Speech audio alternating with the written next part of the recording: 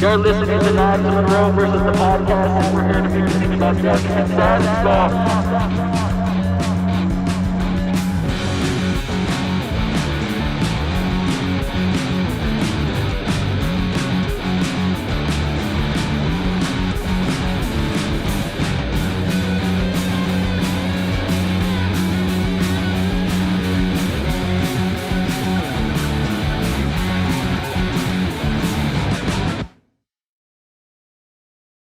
Welcome everybody to another episode of the podcast. My name is Knives Monroe. How you guys doing? Hopefully you're doing well. With me today is a very special guest.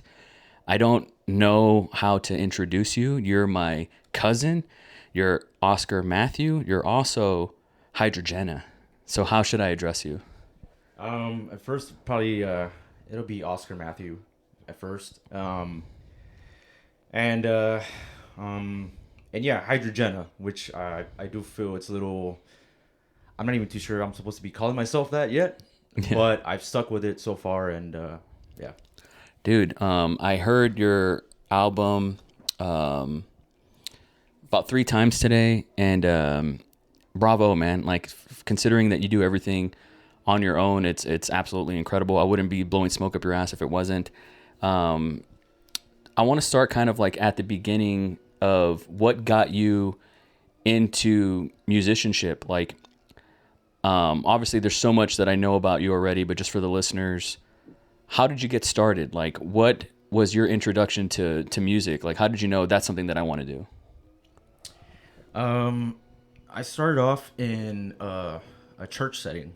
I come from a religious background, and born Catholic and then converted into Christianity.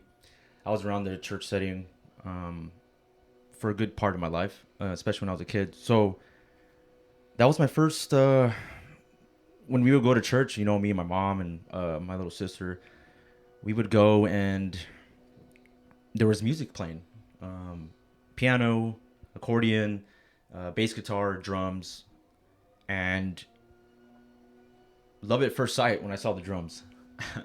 It wasn't what the drummer was doing, but I remember just hearing and seeing it visually as well.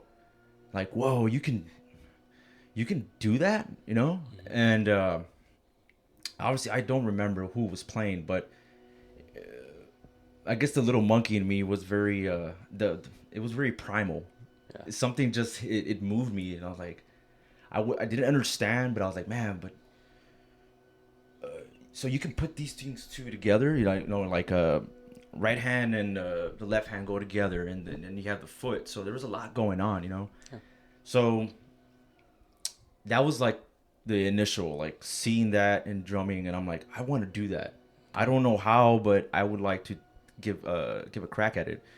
And how old were you? Let's see, maybe 5, 6. And then how old were you when you gave drums a shot?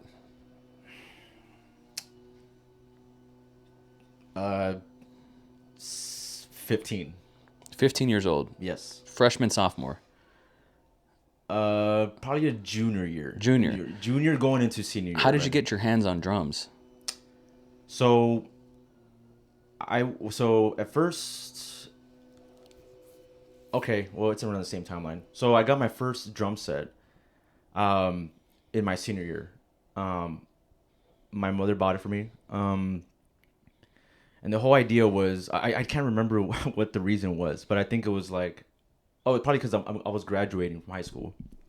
And I don't know. I kind of just, this is a bad thing to say, but it's like I kind of conned her and like kind of manipulated her. I was like, please, like, I've been a good kid, and, well, maybe not the best, but I'm graduating high school. Like, if there's one thing that I want is I want a drum set.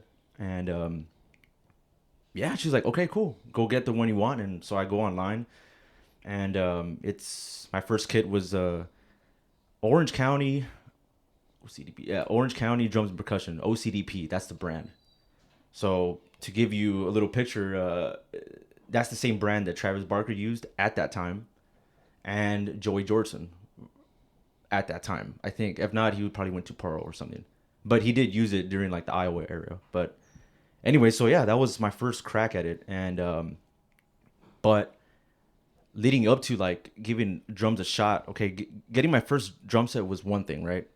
But leading up to that, I started playing at my local church, basic songs, Jesus songs, good, catchy, great songs. I'll get into. I smile because we'll get into it, but it was my first time like getting on stage and performing, so I think once I got a little bit of reps, like playing like little local like 4 or 5 songs for worship and praise, whatever, I started to I liked it. I was like, cool, like okay, like it's for ABC, simple, pocket, a crash here and there, and that's it. Like just play the song, right? Very basic. And that's when I started to like, okay, I actually want my own now. I want to give that a shot.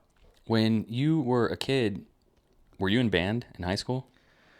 Oh man, here's a good one. So in 5th grade, I remember 5th grade going to 6th grade, right? It's a big transition going from elementary to middle school.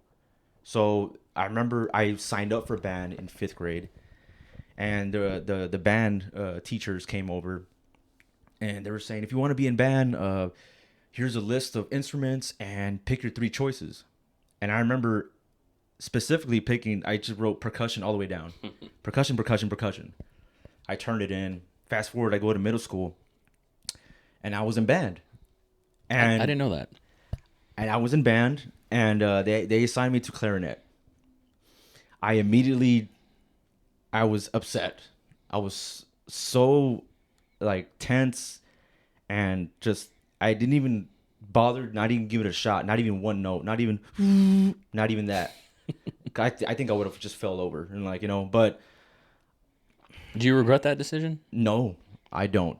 I sometimes I don't regret it. Like if I was in percussion, oh, beautiful, right? Yeah. So I can't say I don't regret it, because that's all. I just want to play the drums. Yeah. I just want to be involved with the percussion. Like that's it. Yeah.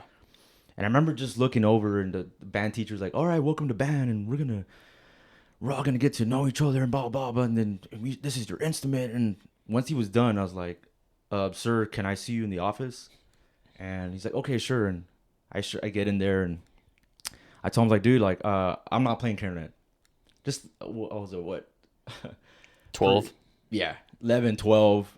And I told him like, "Dude, I'm not. I signed up for percussion, man." I was like, if you look back at my name and you pull up the file, I wrote percussion all the way down for a reason.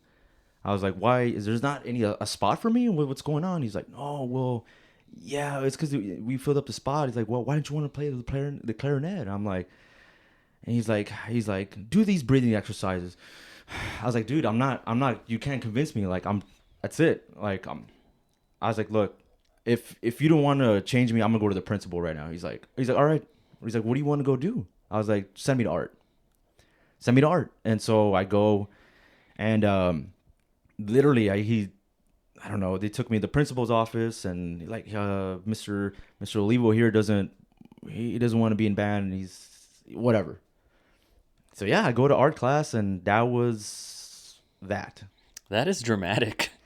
You know what I mean? Like, I remember same thing. They told me, "What do you want to play?" And the only instrument I knew was saxophone because of Lisa Simpson on The Simpsons. That's beautiful. And they're like, "You don't want to play saxophone. You want to play the trumpet." And I was like, "Nah, I want to play the saxophone." They're like, "The trumpet?" And so they signed me up for trumpet, and I did that for 4 or 5 years, and I never got good at it. But it taught me what 4 measures were, how to count. I envy that. Taught me the basics, the very, very, minuscule, simple basics. So like, I have no rudimentary foundation when it comes to music. I don't have a musical bone in my body, but I was in band, and I do know like what keys are and measures and like the very basic, very, very basic things. I just know of them. I'm not a good student of that game.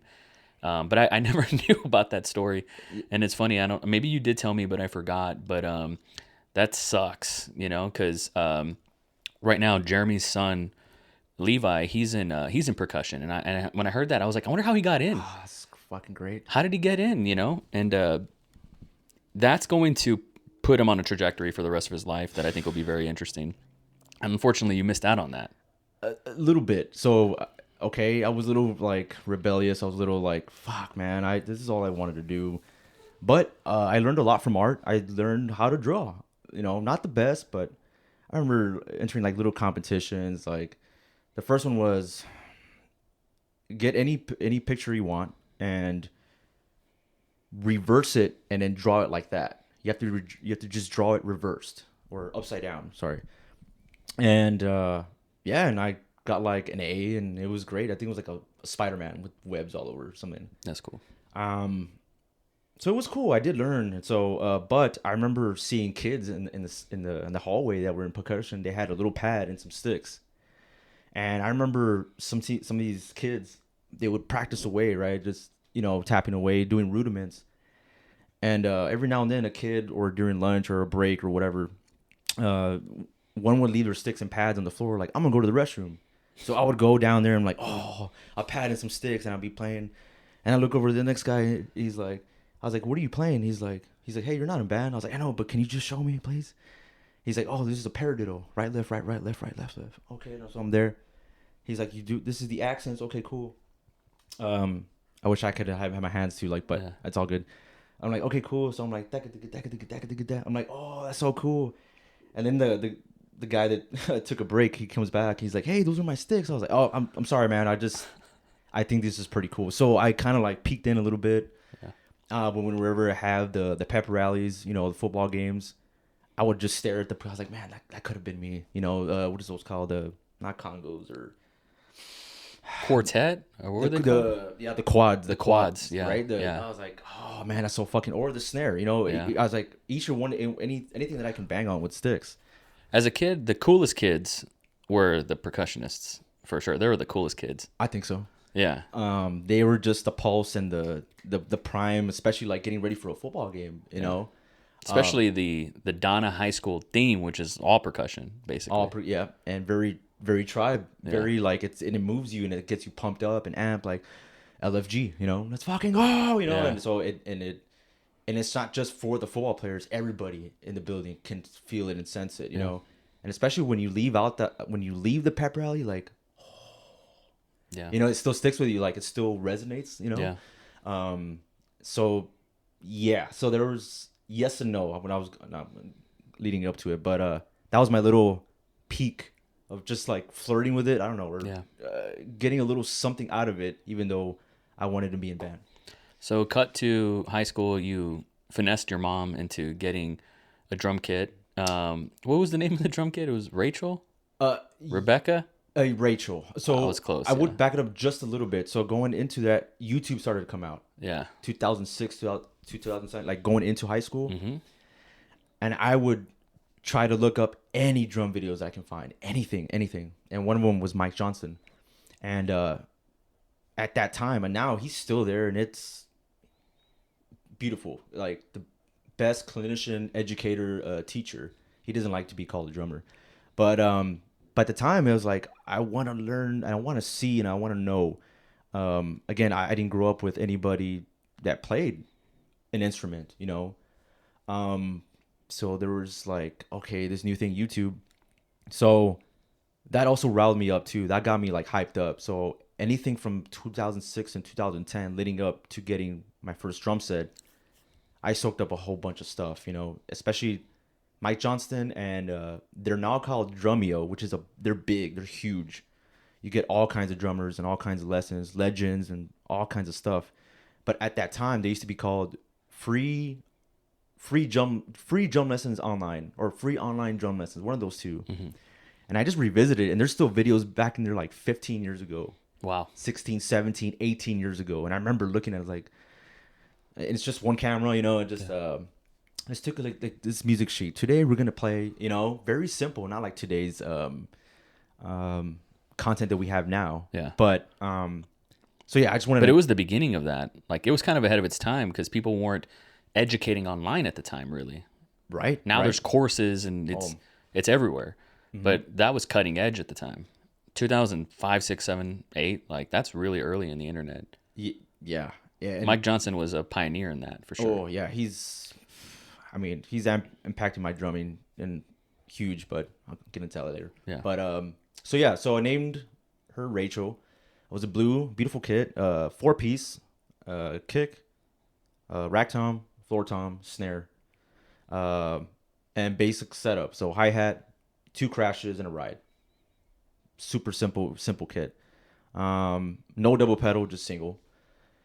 And yeah, I just named her Rachel. I don't know. I didn't name her really fast. It took a while. I had to spend time with it and arrangement and sitting down. And yeah, that thing took its life. So say you're 16, 17, 18 around this time. What, if you can recall, was like your intention with the drums? Like, what were your dreams? What was the vision? What were the goals, if any? Just to be around live music. Just to be around the community. I just wanted to be part of the show. It's not like headlining act and everyone comes sees me. Like, there's a little bit of that, but not initially. Like, what was the intention? Well, I wanted to be with the boys or a group that we play together and we share and play music, and we reach out to the people as well and feedback and just be part of that world. I wanted to be part of that world. I wanted to be part of that You're good. conversation. So yes, it's me getting on stage and playing drums and performing something that you created. But also when I get off stage, it's like, okay, this band is coming up next. Yeah. Or, okay, cool. Is there something you want to use or like whatever? Or the band that just played before us, now I get to have a conversation with them. I could talk to the other drummer. I could talk to the vocalist. I could talk to the guitarist. Like, oh, look, that one song, man, you did this little thing. Like, what is that? Like, oh, just being part of that world, you know? Yes. So that was my intention, and an expression. It just going out there and just letting myself just be in the moment and provide energy, you know, and it's just serve the song, you know. Sometimes people think of drums as like this drum solo. It's like, no, it's not. I mean, there's a world for it for sure, but it's just I'm just part of the act. I'm like, let's say a 5-piece, right? I'm only 20%, you know? So it takes everyone else as well to make everything come together, you know? Yeah. So that was my intention. Just to, again, yes, play and express myself, but also express it with other people as well. At the time, obviously, we get to redefine the landscape.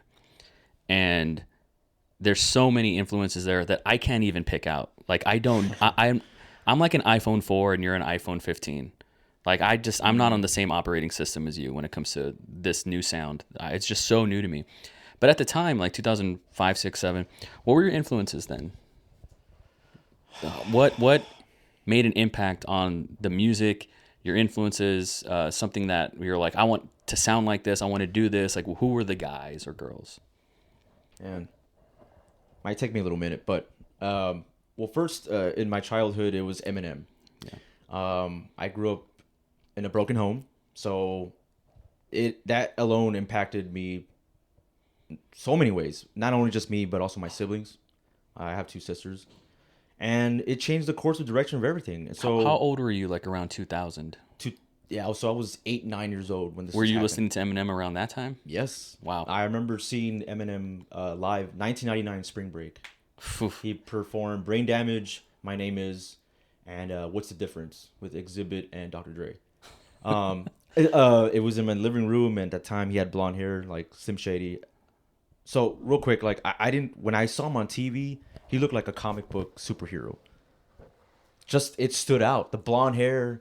And maybe because at the time I was watching Dragon Ball Z, so I felt like he was a Super Saiyan, you know? Mm-hmm. But it wasn't the look, but also how he was rhyming. And I'm like, oh, the way he's putting words together, like, that's super cool. Yeah. And I didn't know what he was saying. Like, I'm just this little kid.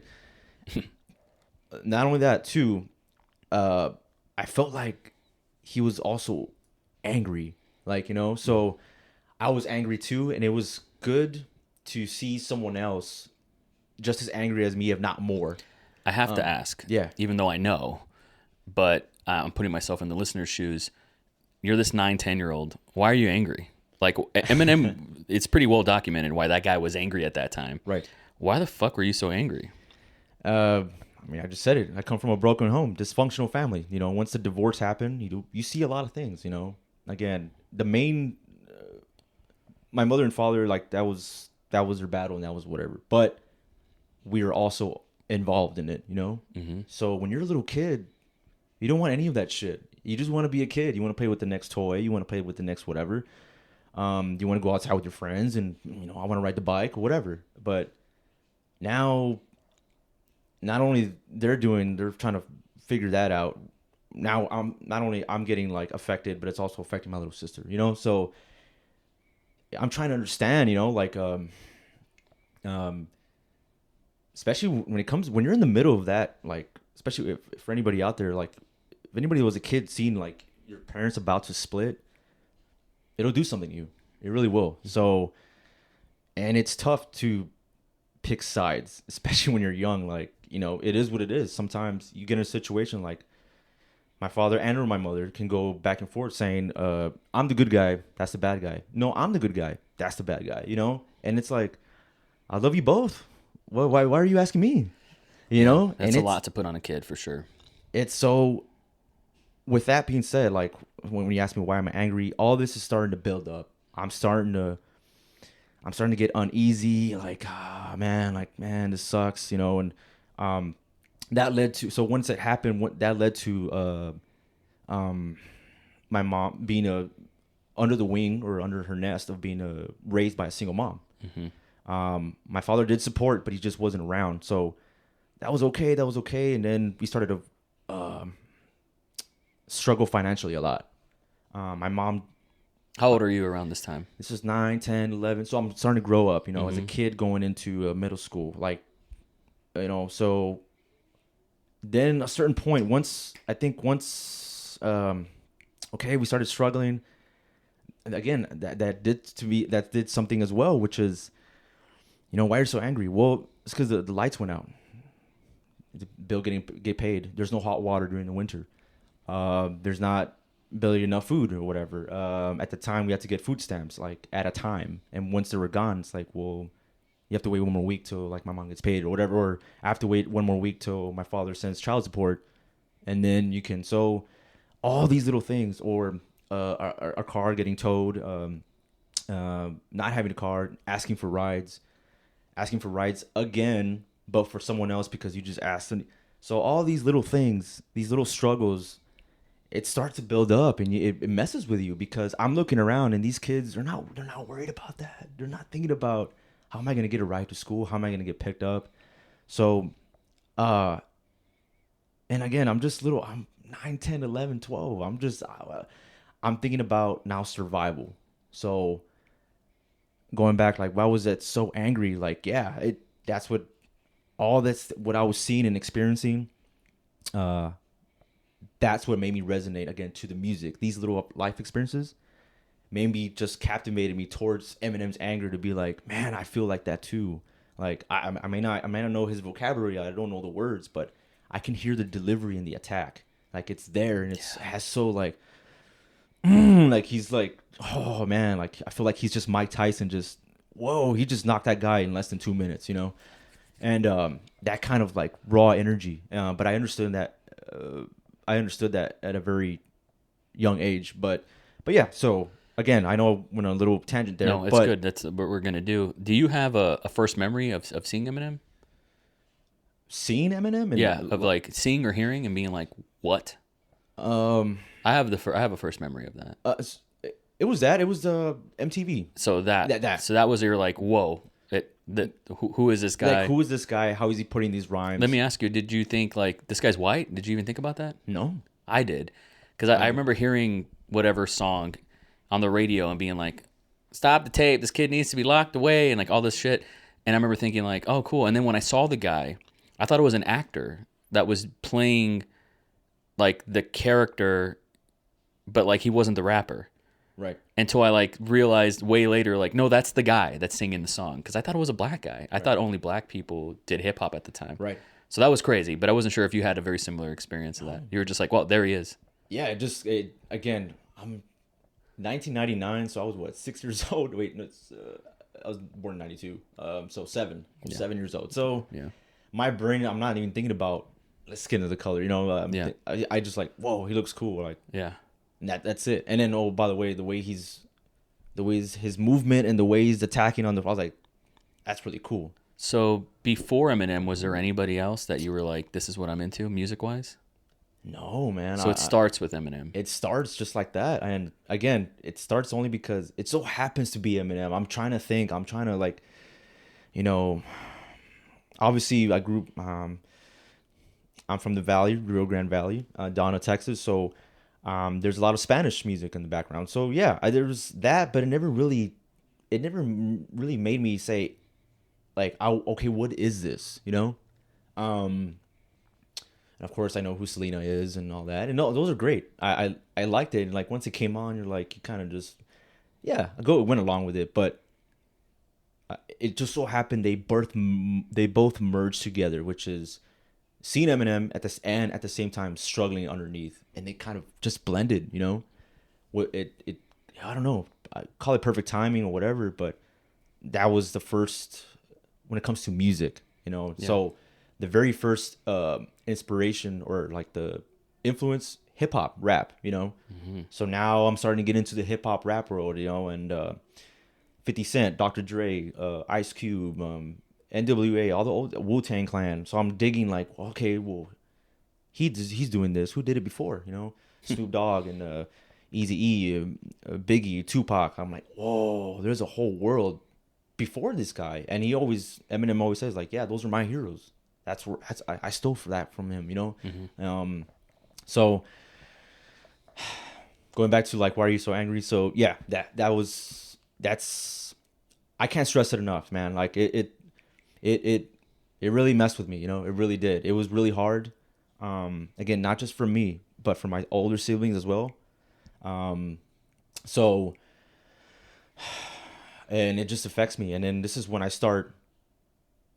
Because you asked me 2005, 2006, right? Mm-hmm. I asked you who were like your influences and your guys. Okay, so it starts with Eminem in the hip hop rap world, and then now we're leading into that. Mm-hmm. So, okay, we're going, and now my older sister always had music in the background when I was a kid, and she's an '80s kid, so there's a lot of '80s playing, like, you know, Janet Jackson, Madonna, Billy Idol. So many. So there's a lot that I love about that stuff. But then she started to grow up. She graduated in 2000. So that year was what? New metal, boy bands, NSYNC, Eminem was there, Britney Spears, all that pop stuff, Spice Girls, you know, Blink-182. Blink-182. So there was a lot going on there. There was a lot. So music was really part of the culture back then. Like now, it's kind of like just on in the background. It's on TikTok or whatever. But music back then was like the main thing that had people's attention, I feel. At 2000, when she graduated, what the most famous song was "In the End" by Linkin Park. It was always on. Again, I remember she graduated, and it was just a hit at that time. Yeah. In the end. I mean, everyone knows that. Yeah. Even the first note. Dun, dun, dun, dun, dun, dun, dun, dun. Everyone knows, you know. It's interesting you highlight Linkin Park because it was, I imagine for you, like a bridge from hip hop to new metal. Yes. Because they that's what new metal was like a blend of hip hop and metal. And for the listeners, like, you make metal music now. And so that's why I'm interested in the beginning, like what your influences were. Obviously, they're going to change and they're going to adapt and you're going to grow in your taste. And they did.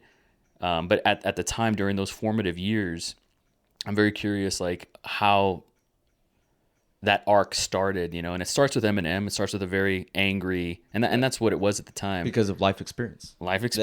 It lends itself to that. Of course. And I just so happened to come across my TV. And so the zeitgeist at the time was new metal. Do you remember your first impressions of new metal at the time? I didn't even know what new metal was still. I didn't even know terms or anything. You know, at that point, I was still heavily rapping hip hop. So, but when I heard that crossover, you know, it starts with one thing. I don't know why. I was like, oh, he does what Eminem does. He's rapping. But it's not hip hop rap style. Now you have a drummer in the background. You got someone. You have chords and you have a distortion guitar. Like, whoa. You have a DJ in the back. And like, I was like, whoa, I was like, you can do that? I thought it was just a guy in a mic, you know, spitting lyrics, push play the beat, and that's what you do. And it is true, but I didn't know you could do it with other people as well and fuse them. Like, it doesn't even matter. So I was like, okay, he's singing. I was like, you can sing too. I was like, Yeah. Whoa, like that's really cool. And Chester has a great voice, so I was like, man, yeah. I was like, this guy, at the time, I was like, I thought only girls could sing. Yeah. Again, my monkey brain, I was like, oh, I thought only girls could sing.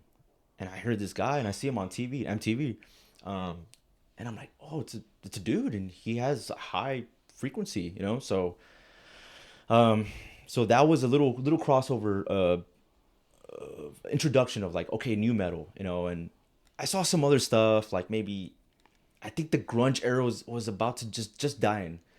Alice in Chains was starting to like Nirvana, but now it's Korn, now it's Slipknot, now it's Linkin Park, now it's Limp Bizkit, you know. So all that little era, okay. And then I started 2005, 2006. I started to when System of a Down came out. I can't remember which record. Maybe it's Hollywood Toxicity. Maybe. Mm-hmm. And there was a double album, right in between. Hypnotize, but they're and kind of Mesmerize. Am I making that up? right. Yeah. They're kind of like there's a A and a B. That's why I see it, right? Yeah. I think that was the era. So at the time, again, if it wasn't for band, you know how I said I was in art, I started to play football and started in 7th grade. So with playing football and learning this sport, in the background when we have like workouts and we would work out and start training and all that, there would be heavy music in the background. So now I'm listening to a blend of Metallica, Drowning Pool, Static X, Pantera, who else? Yeah, Linkin Park a little bit. So there's a little blend to kind of get all of us pumped up. All of these guys, all these young men, coaches that are disciplining and training young men of how to work out and how to get in shape or whatever. How to be aggressive. How to be tough, mentally tough, how to be, you know, committed, how to follow through. If you fall short, it's okay, get back up, all that stuff. So that was huge. So while even though rap and hip hop was in my life and I was going down the Eminem wormhole and all this stuff, I'm around new metal, Limp Bizkit, all those guys, like that kind of era. And System of a Down, I think System was like, okay, they just took it up a notch when it came to heaviness. Mm-hmm. They were just a little bit heavier. Mm-hmm. I don't know if it was a tone or what. But that was like the first, okay, I really like this. And like, what is it called? It's metal. I'm like, okay. And then now, look at this world. I'm like, holy shit. So like, there's so much. I was like, where do I start? Did you take to metal pretty easily or quickly?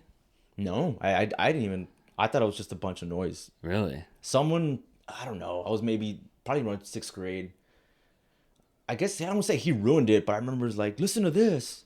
And I just remember hearing like, you know, I was like, what is this? I don't know. It's kind of funny though now, right? It is funny now. Do you remember what it was? I don't, dude, because I was like, what is this shit? I can't even understand. Like, Yeah. I can't understand it. What? Yeah. I was like, I'm so used to this. I'm used to rap. I'm used to crystal clear, clean vocals. Yeah. I'm not used to this, you know, like growling and all this stuff.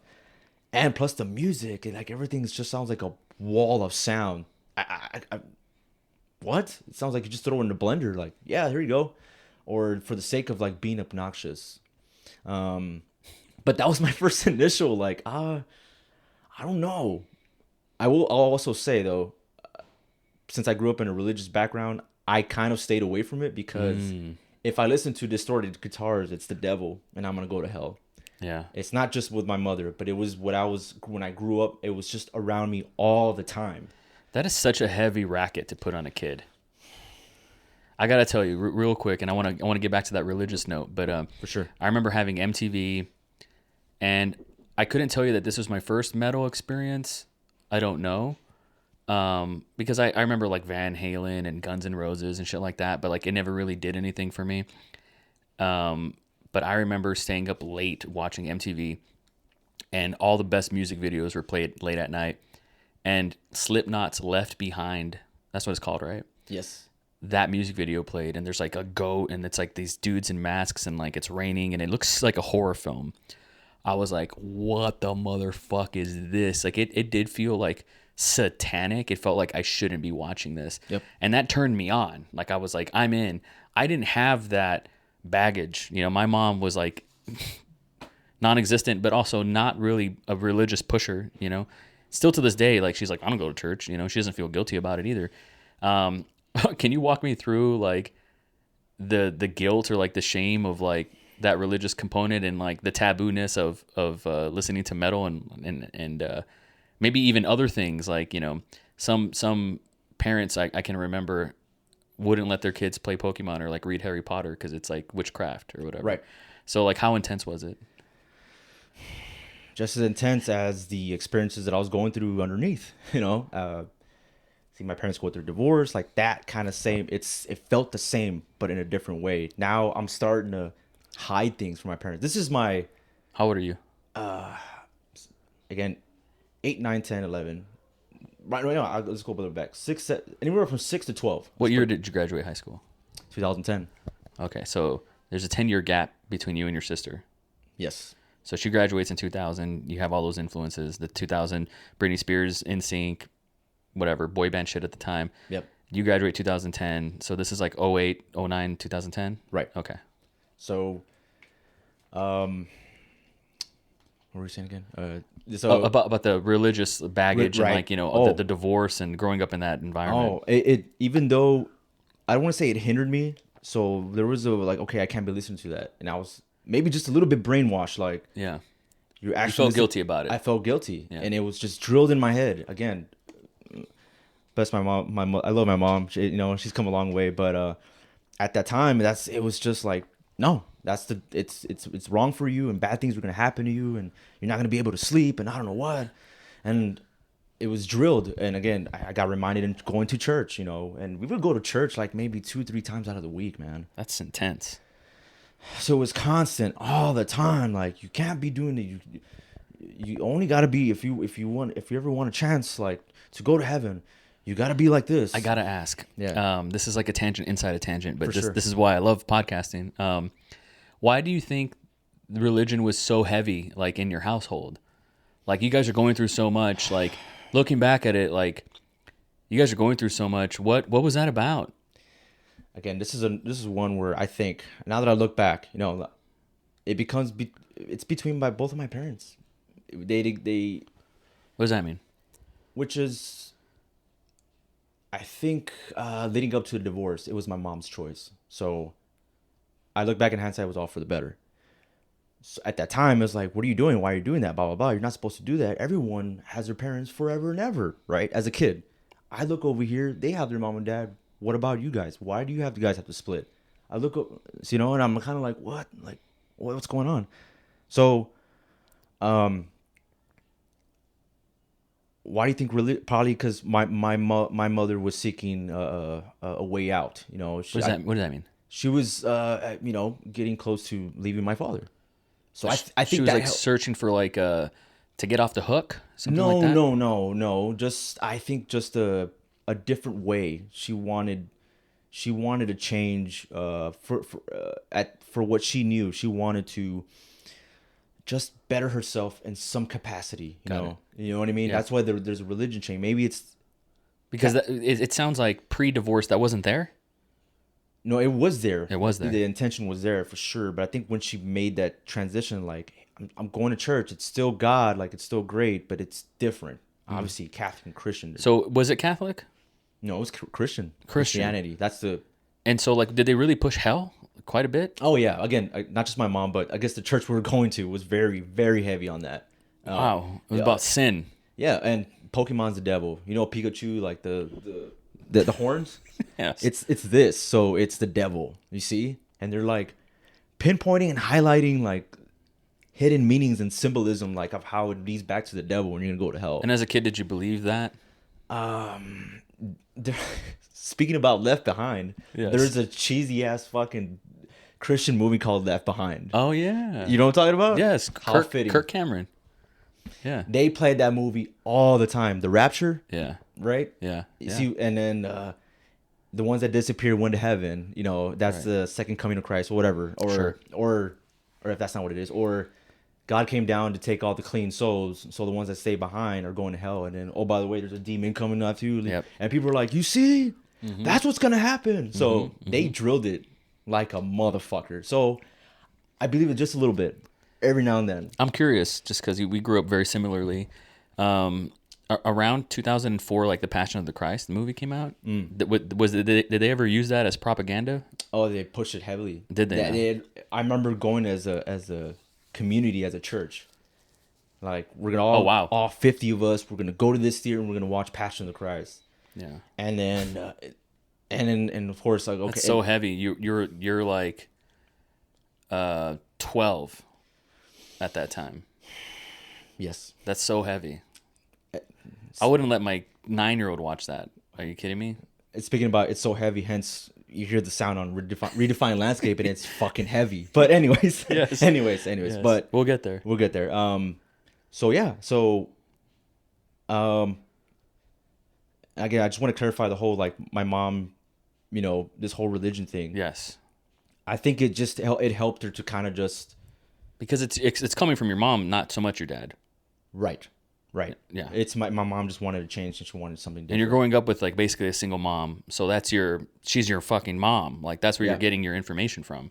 Yep. Yeah. And it's like, okay, like, all right. And of course, when I'm like, why are you doing this? And I look back like, oh, I get it now. Like, again, it's not an excuse to leave my father. It's just, I guess when she started to become that, and, you know, which is great for her. And I love her for that now more so than ever, because it plays a role in me as well. Not so much being a Christian, but a spiritual being, you know, to seek something out there, or, you know, whatever.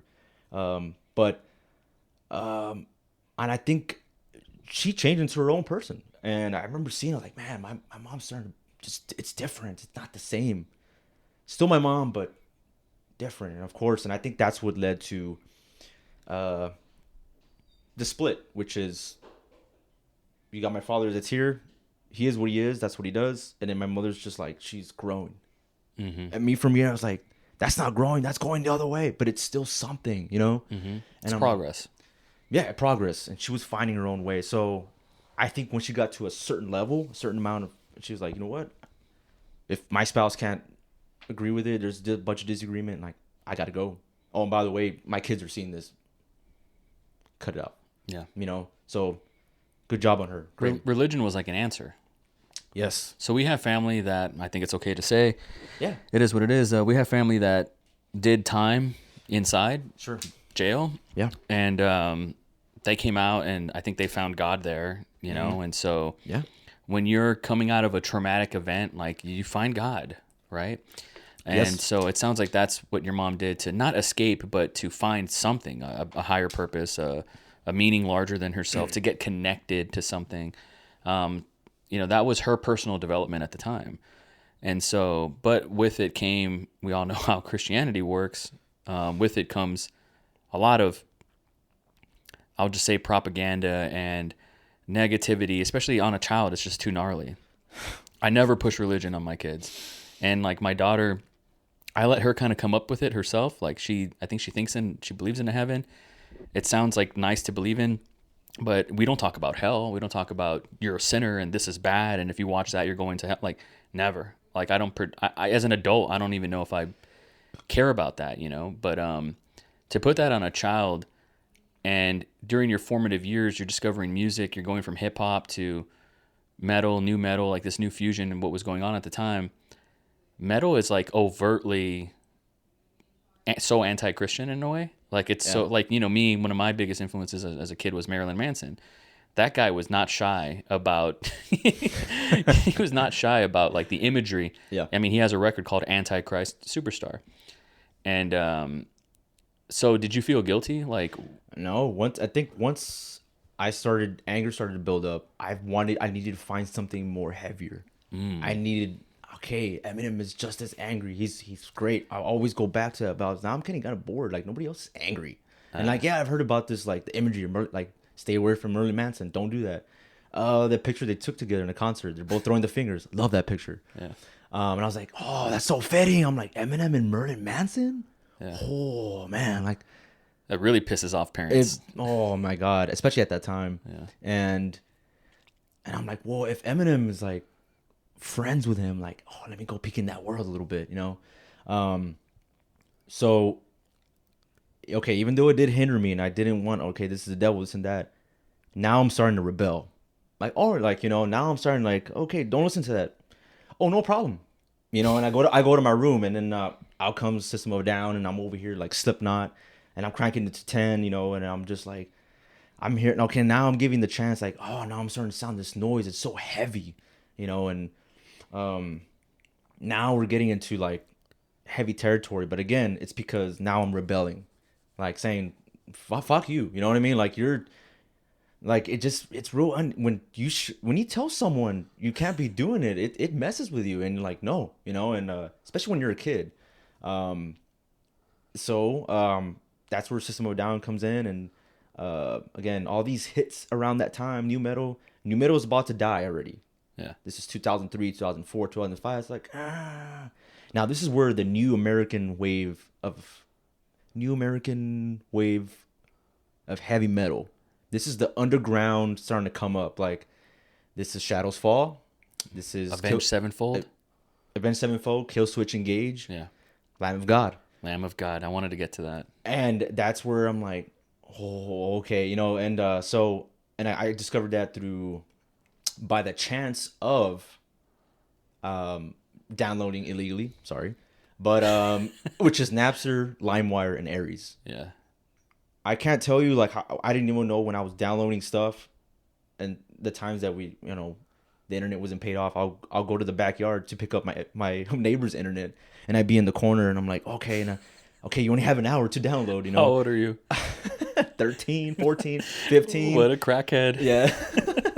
And I was like, I need my rebellion, you know, I need my fix. Like, Yeah. I needed, because I can't hear it in the household. I can't have that around me. I can't blast it in my room and be free. I can't look at these pictures, you know, like the iconic, like, you know, picture of the wall, like, oh, it's Arnold Schwarzenegger. I want to be big like that, you know, that kind of like boy dream or whatever. Yeah, you couldn't have heroes on the wall. Right. Those are false idols. Right. And so the less I was like, okay, well then I'm going to go find it. I'm rebelling and I'm hiding it from the household, right? And I can't be doing that. So yeah, I would go on there and everyone popped up, you know, again, Kill Switch, like Shadows Fall, and I'm hearing like, oh, like Shadows Fall. Totally forgot about them. they're part of that class. Yeah. That wave of like, okay, we're done with the grunge and this fucking new metal shit. Yeah. I'm not saying that, but right. That was probably their reaction. Their response Right. was like, we're doing something else.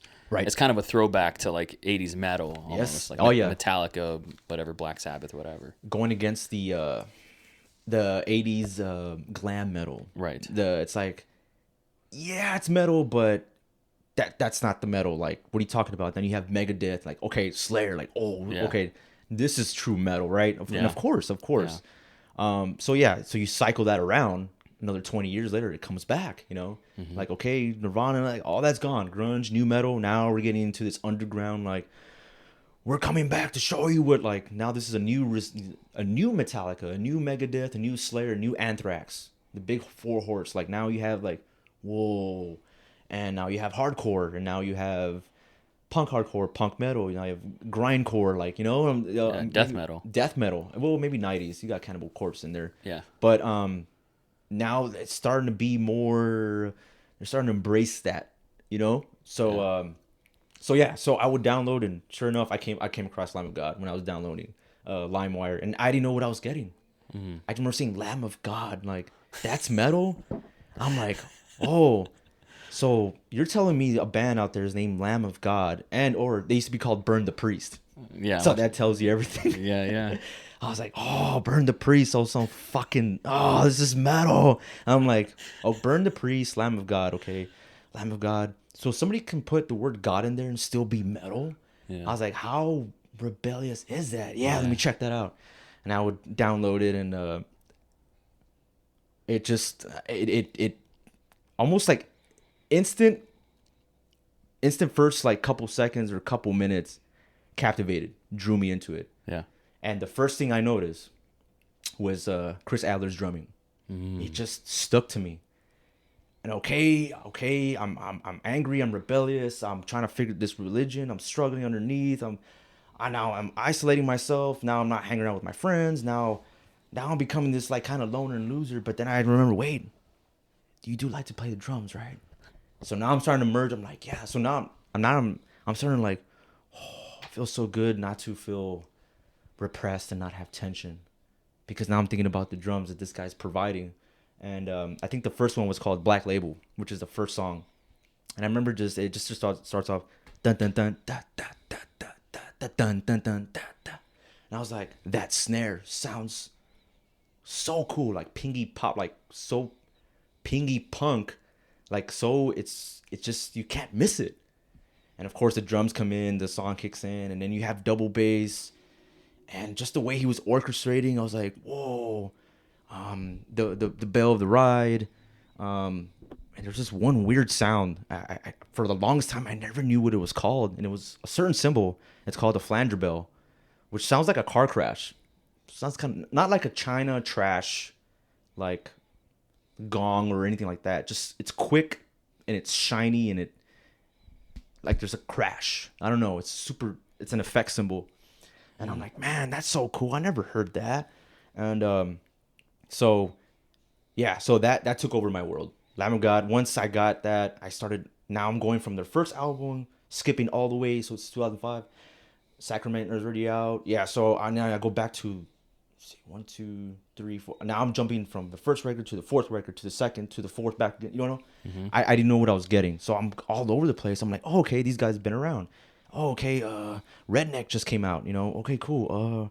Well, let's go back before. Like, what was it? Oh, Laid to Rest. Now you got something to die for. You know, so I'm like, okay, cool. Now I'm making this little playlist. And at the time, this is when CD burning was just about to die. 2005, 2006. This is when Apple iPod, the iPod Nano. Maybe that was a little bit later. Like the OG iPod. The OG iPod, the fat one, the brick fat. Which I just have to say, one of my prized possessions, and I want to buy it. I want to buy one just to have it. Is the Zune. Yeah. And that was like the alternative for like. I was gonna lead into that. Yes. So like I had that, and like, dude, the fact that you can put all your music in there and stand up comedy and like everything, and it was organized by genre, and like it was just such a game changer. But we did go from CDs to that. I'm glad you mentioned that. CDs into MP3s, yes, where you can hold 80 songs. Yes. Right. Yeah. MP3 players. That's MP3 right. players. So it was there. But CD player, yeah, that was huge. Like burning all kinds of weird shit and then putting it on a CD, and then that's what it is. And it's all over the place, you know. Hence why you got Eminem, and then Lamb of God, and then you got Linkin Park, and then you got, you know, and well, no, that's a lie. That's still later.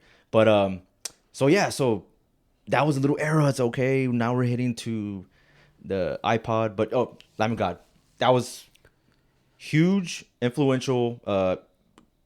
First it was the drums with Chris, and then I saw the band as a whole, and they did talk about they talk about religion. I was like, oh, that's what I'm going through.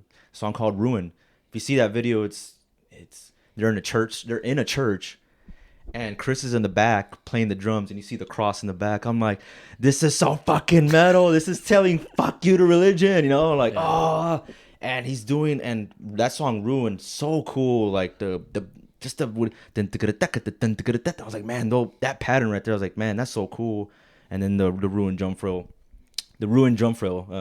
there's a break in there. Chris does a little fill and it kicks into the fast part.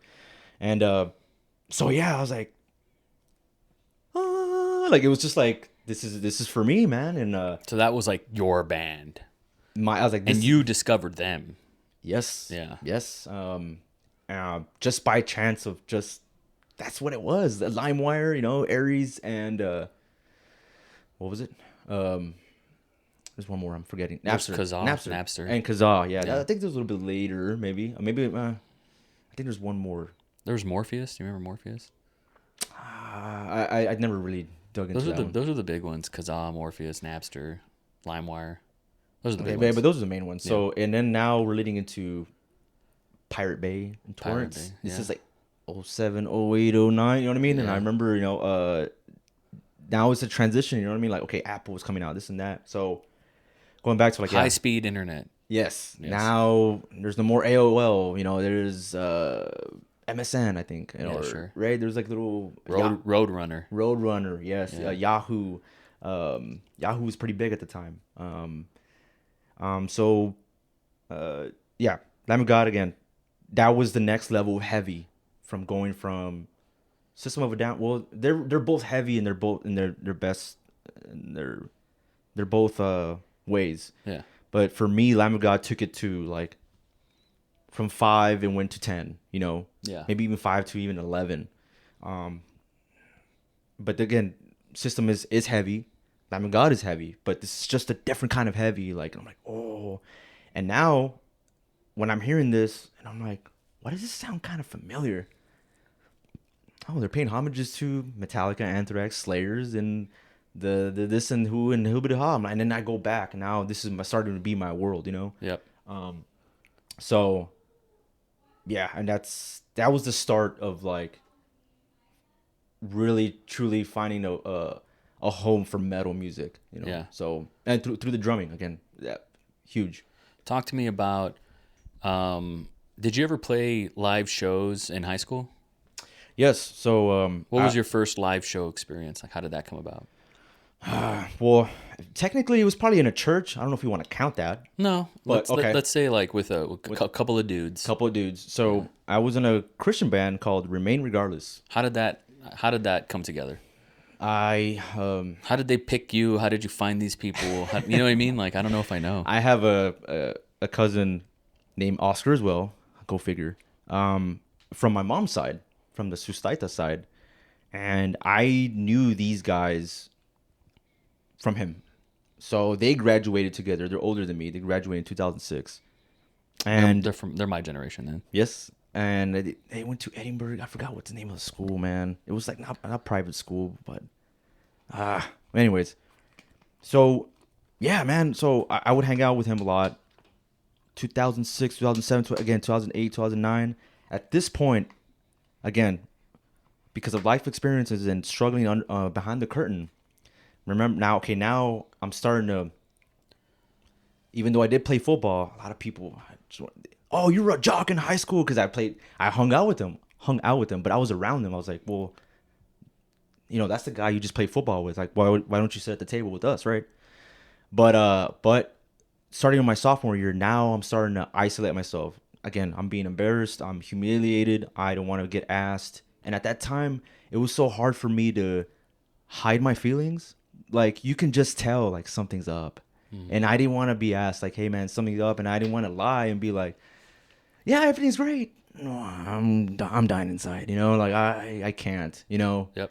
I didn't want to be asked, like, it was because it was just embarrassing for me, and so I'm starting to isolate myself. Now I'm starting to, in a weird way too, in a full circle. You know how I said I went to art? Yeah. I got into, in my senior year, junior and senior years, I got into theaters, acting. And now I'm starting to be part of that world. It's a weird, like, going from this football jock to this, like, emo band geek stuff, or whatever you call it. And now I'm around that, and I'm like, oh, this is where I should have been, and so the reason why I bring that up, isolation, and now I'm starting to I'm starting to pick and choose like who are my friends now, who I thought it was or whatever. I got to experience that through my cousin's friends, which is who are now my brothers, which became Remain Regardless, Javi, Roy, and Alex. So I was around them, and I just loved their company, man. I loved, like, even though they were older than me, it felt like, oh, they're into metal music too, and oh man, like they're not even.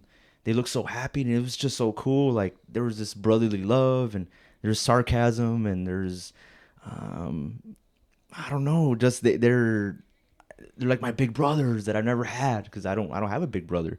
So I just love their company, and I somehow sneak my way into them without. It's the only way I would hang out with them was through my cousin Awsker. When they were around, it's like, hey, let's go to the beach or whatever. We're gonna go hang out with him. We're gonna hang out with that. And it just so happened that Javi was in the church setting as well. I discovered him through church. So we crossed in a way. He's like, hey, aren't you Oscar's cousin? I'm like, yeah, you're Javi, right? Like, yeah. So we met at a church. He's like, hey, man, we should do something sometime. He's like, I know 2 other guys. And I was like, hey, these are my, I was like, you're friends with him too? Like Javi and Roy. He's like, yeah. And so I met Javi through a church setting. And Did you know he was a musician? no, until I walked into a church, right? And I'm like, hey, it's that guy. Like my cousin Oscar was hanging out. That's his friend. Right.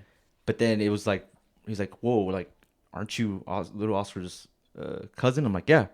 And he's like, oh, so we played together in church. He played the guitar and he could sing, and I played the drums. And he's like, oh, this is so cool. He's like, I never knew that about you, man. He's like, I have 2 other guys that can play. That I know, a guitarist and a bassist. It's just something. And it almost quick and instant. My first gig, going back to like, geez, I don't even know if they have these anymore. At a Peter Piper lock-in. Wow. In Westaco, Texas. Peter Piper Pizza. Peter Piper Pizza. A lock-in, an overnight. Overnight lock-in. Yeah. That was my first gig. I want to say. Yeah. And it was Halloween theme, and this is my senior year. And so we get together the week before. We're hanging out, and we're like, oh, this is Oscar's cousin. He plays the drums, whatever. And again, at this point, I'm not even thinking about joining this band. We're all just talking. But Javi initiates it. He's like, yo, we played together at church. I want to see if we can try to do like 4 or 5 songs. Again, church community wise, church songs, praise Jesus songs, and let's play. He's like, oh, and by the way, we play this Friday. And I'm like, what? He's like, what are you talking about? I was like, I haven't even practiced. He's like, no, man. Like, he's like, the same songs we played in church, we're gonna just do the same thing. So don't worry. The only difference now, there's just two more players. By the way, we're gonna be called, I don't know. So, Roy's initials are RR. Mm-hmm. So he just took that upon himself. He's like, well, remain regardless. He's like, why that? Yeah. Regardless of what remains? Well, I think there's a scripture in the Bible, remain in me and I'll remain in you, or something like that. Yeah. Like Corinthians or Deuteronomy, I don't know. Yeah. Or no matter what, if you stick with Jesus, like, he's got your back. That was the message of the band. Yeah. So no matter, even if you rebel, Jesus will be there to hug you and like forgive you, right? Yeah. And it's a good message. Like, yeah, okay, like, yeah, I was like, I can get by that. I like that. Or maybe you might understand, or maybe you're sinning or whatever, but you can always forgive yourself. So it was a Christian band. It was a Christian band. Your first band. Yep. Thematic, Jesus, all Jesus, like save my life. I give my life to Jesus, everything. Yeah. So in the Christian world, right? So that was my first band, and a Christian band. And I didn't mind it, even though I was this whole rebel thing phase. I'm like, yeah, but I get to play the drums. Yeah. And that was, no matter what, I was like, I don't want, like, this is contradicting. I'm over here saying screw religion. Now I'm in a religious band. Like, yeah. And it did kind of like, I had to think a little bit. Like, it was like a push pull. Like, that sounds very hypocrite of you. I was like, yeah, but you can play the drums. isn't that what you want to do? And it makes you smile, it makes you happy. And I'm like, yeah. Okay, so let's do it. So that was my first gig. And in wrestling terms, green is shit. Yeah. Green all over, just pocket all the way, basic, nothing flashy. There's no fills whatsoever. Beat, crash, or beat, verse, chorus, maybe the ride instead of the hi-hat, and then, the crashes when it gets loud for chorus. That's it. Yeah. None of this, nothing. No, nothing. I didn't have the vocabulary yet. So, but it was really cool to get the chops, like, yeah, but you're the one holding the backbeat, whatever. So that was my first get at a Peter Piper lock-in. What was the arc of Remain Regardless? Like, how many shows did you guys get together? Did you guys ever write original songs? Like, what was the arc? So we quickly found out that we liked, everyone's like, oh, we're in a band, right? At the time, Alex, he had a space to practice in. So we would go over there a lot and practice. Once we got the whole, like, the songs all the way, like, okay, let's make our songs. So Javi already had a little demo out there that he had originals from him. So we already had 3, and then we made 2 other ones on top of that little EP. So yeah, we got together and we would go and we have our own originals, which, by the way, it's only out there in CD format. There's probably maybe like 100 to 150 copies. Wow. Somebody out there, somebody has it. I know Javi has the original copy. Well, you got to get a copy if you don't have one. Right. I know. And I've always told him, like, I want to put it on Spotify. Just do it, Yeah. But it's not just me, it's them as well. Right. So it's hard. But so we would practice a lot over at Alex's house, and that's where I got all my chops. Now I'm starting getting the reps. Now I'm starting to be part of the band. Now I'm around something I wanted to do when I was a little kid. When I was 8, 6, 7, 8, again, growing up in a church setting and seeing those drums, I'm like, oh, now I'm in this position now.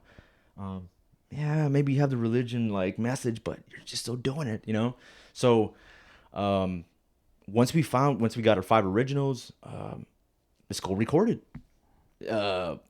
Pocket Sunshine Studios somewhere in Mercedes, I think. I don't know, maybe Mercedes.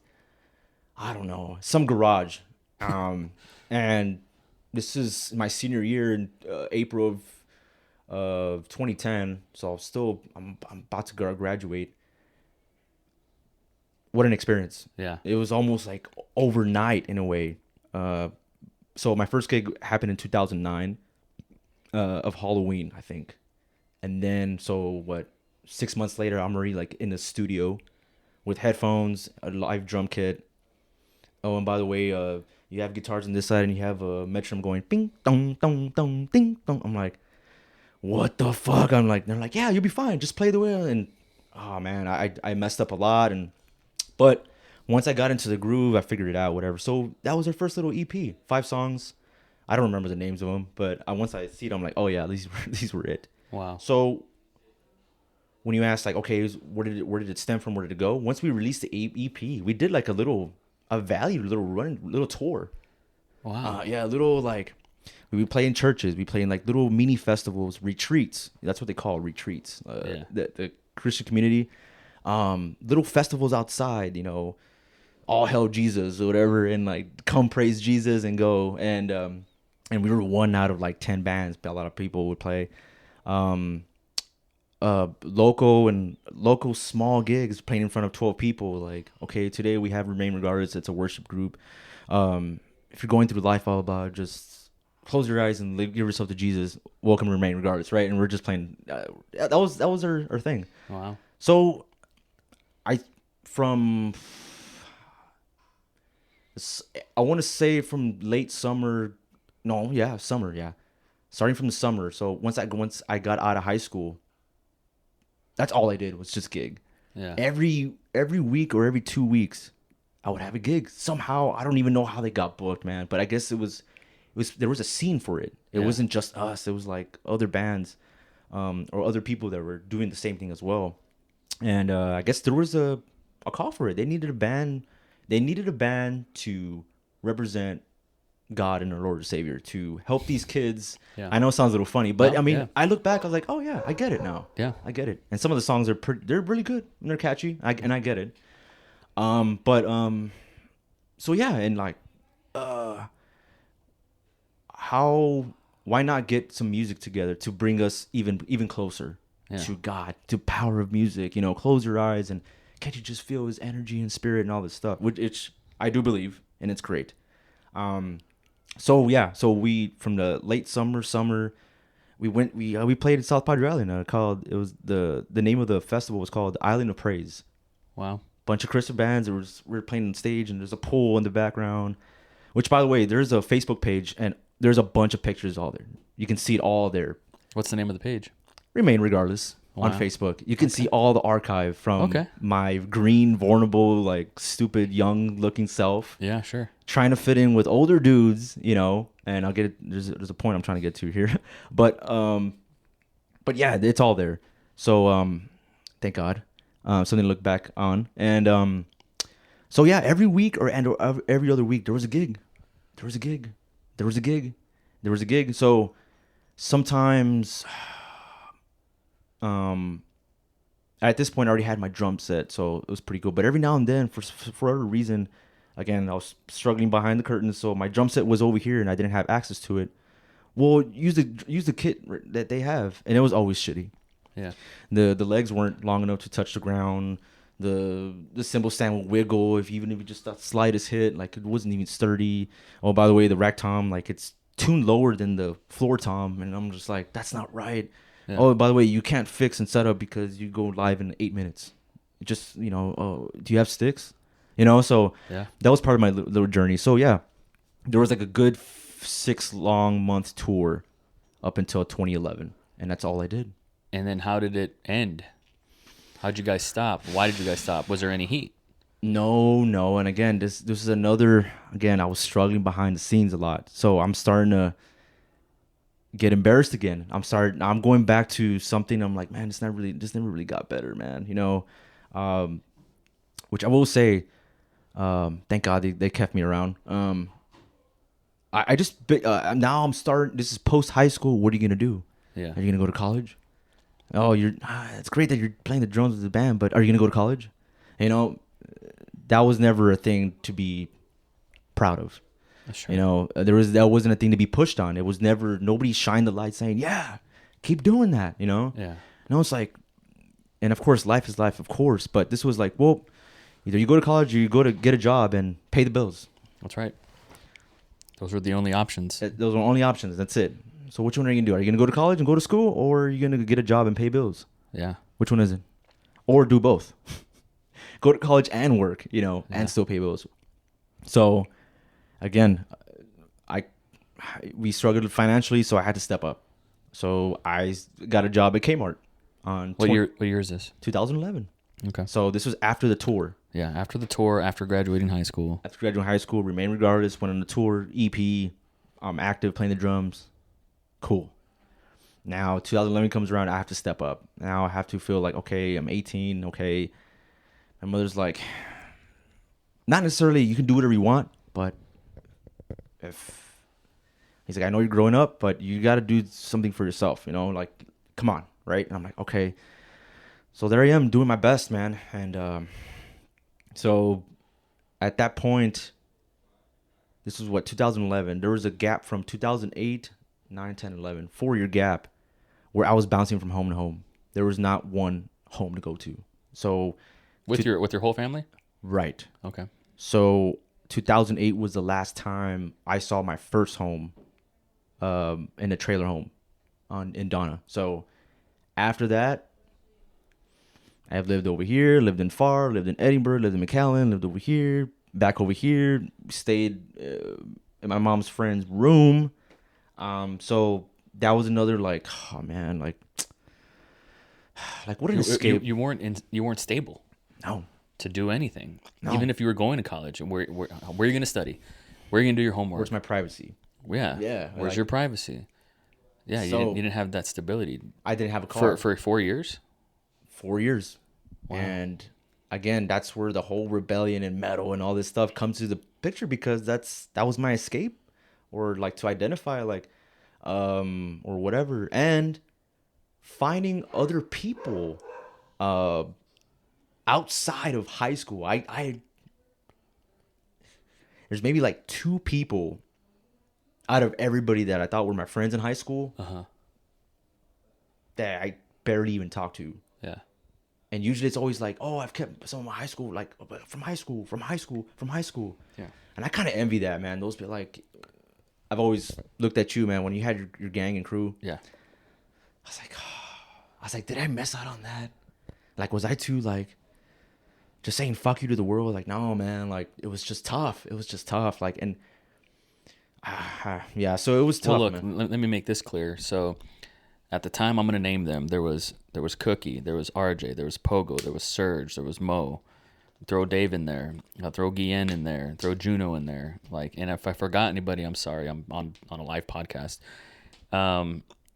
Where does everybody hang out? They hang out at my crib. Yes. And my mom has a crib to hang out in. You know, that's why that shit was able to live and thrive, and that's why we were able to do wrestling matches or film sketches, or we had a place to go. And so I would say don't be too hard on yourself or whatever, or get yourself off the hook, because you need that stability. I had the stability. Yeah. And you need it to be able to maintain relationships. Yes. Maintain sanity. Yes. Maintain certainty. I missed out on a lot of stuff, especially like relationships, man. Like, I mean, I know real quick, I have to, like, it sounds like, oh, boo-hoo, like, no, but I missed out, like, okay, for example, like, say a girl liked me, right? And I knew about it. Oh, by the way, she's going to be at the house party. And they're going like this. Hey, she's going to be there. And I'm like, this is so cool. But I don't know how to ride there. And, I'm thinking about it's like, I'm not going. Sure enough, I don't go. Dude, like, she was waiting for you. She got drunk. Oh, my. I missed out on a lot of that, Sure. And it maybe just wasn't about the girl, but I missed out on it's experiences. Yes. And I'm like, oh, man. And of course, I tried reaching out back, but it's already too late. The girl's already moved on or whatever. So I'm like, okay. So And that's just one example of probably 100 times. Right. One example of those little things. And like, I was like, man. So, okay, I got to move on. And so yeah, it was another. So what happened then? I left. I started to work. They kept on going. The band a little bit, but it wasn't the same because I know it wasn't there. Yeah. Because they would tell me like, dude, it's not the same without you, man. Like, and I was like, I know, man. I was like, I mainly Javi. He's one of my closest brothers. So because that stability wasn't there, and your mom kind of gave you like the talk of like, hey, I need you to start doing stuff, whatever. You didn't have time for the band anymore. Is that right. What's going on? Right. So or I'm uneasy with myself being around them because I'm hurting. I'm in pain. You were in pain. Yes. 2011 with the band, what would have got you out of the pain at the time? Like what was the fix? A place to stay and call home. Yeah. Just something that's reliable. That's it. I don't care how it looks. It could be, step on the floor and it creaks. I don't care. I just need a place. I know this. When I'm done, I'm going home. I'm going to this place. The idea of place that has your stuff. Right. Not like it's in a storage. Where's my stuff? Where are your memories? Like I don't know. I left it in that other house. Whatever. So how did you make it through that? Well, and how long did that last? Not very long, man. I remember I did so I started to work. So that was cool. I'm starting to make my own money now. I'm like, I can buy myself Whataburger now. Yeah. I don't have to worry about food stamps. I don't know. It just, for sure. It's stupid, right? But what was your job? Kmart. So I was Kmart on 23rd Street. 23rd in McAllen. In McAllen. In the Rio Grande Valley, yeah. Yes. And now it's a Spectrum, which is, I passed by, I'm like, what the fuck? That's funny. By the way, this was big Kmart or super Kmart, because there's one off the expressway, which is gone now. Which is funny because Kmart's dead, right? It's dead. It's and abandoned. So at the time, that was like the last one. That was the last dying one. Yeah. Yes. So how did I do it? So, okay. I was like, oh, this sucks, man. But I was like, but I'm making my own money. I'm like, oh, okay, cool. Get yourself a car. Okay, cool. So I go to this lot, and I get my first car, 1996 Chevy Illumina, $2,000. That's what it cost. It was $200 a month. So I paid it off in what, 10 months? Yeah. So yeah, and 20 months? 10 months? oh yeah, I'm sorry. 20 times, yeah, right. 20 times 200 is 2,000? Yeah, is it? Yeah. I'm going to say yes. Yeah, yeah. So call it 2 years. Whatever. It's 10 months. No, it's less than a year. So 10 100 times 10 is 1,000. You're right. You were right the first time. I'm a fucking dumbass. It's all good. It's all good. So there was that. So yeah. Got the car. Now I'm started like experience. Okay, I have a little bit of freedom. Yeah. I can escape now. I can go for a drive. Where are you living? At this point, I was living in Alamo, and I forget. I was living in a room with my mom's friend, and I think that was my breaking point. Why? I had enough. Like I couldn't anymore. I was also growing. I was getting older, not older, but I was like, You were a man at that point. my own man. I'm starting to become my own man. I'm starting to be out there. Got a job, got a car. By the way, when I get back, I'm like, it's not even a home. Like now I feel uncomfortable even being there because what the fuck? Like it just, I don't know. There's no privacy. If I wanted to bring a girl over, there's no such thing. There's no way, you know.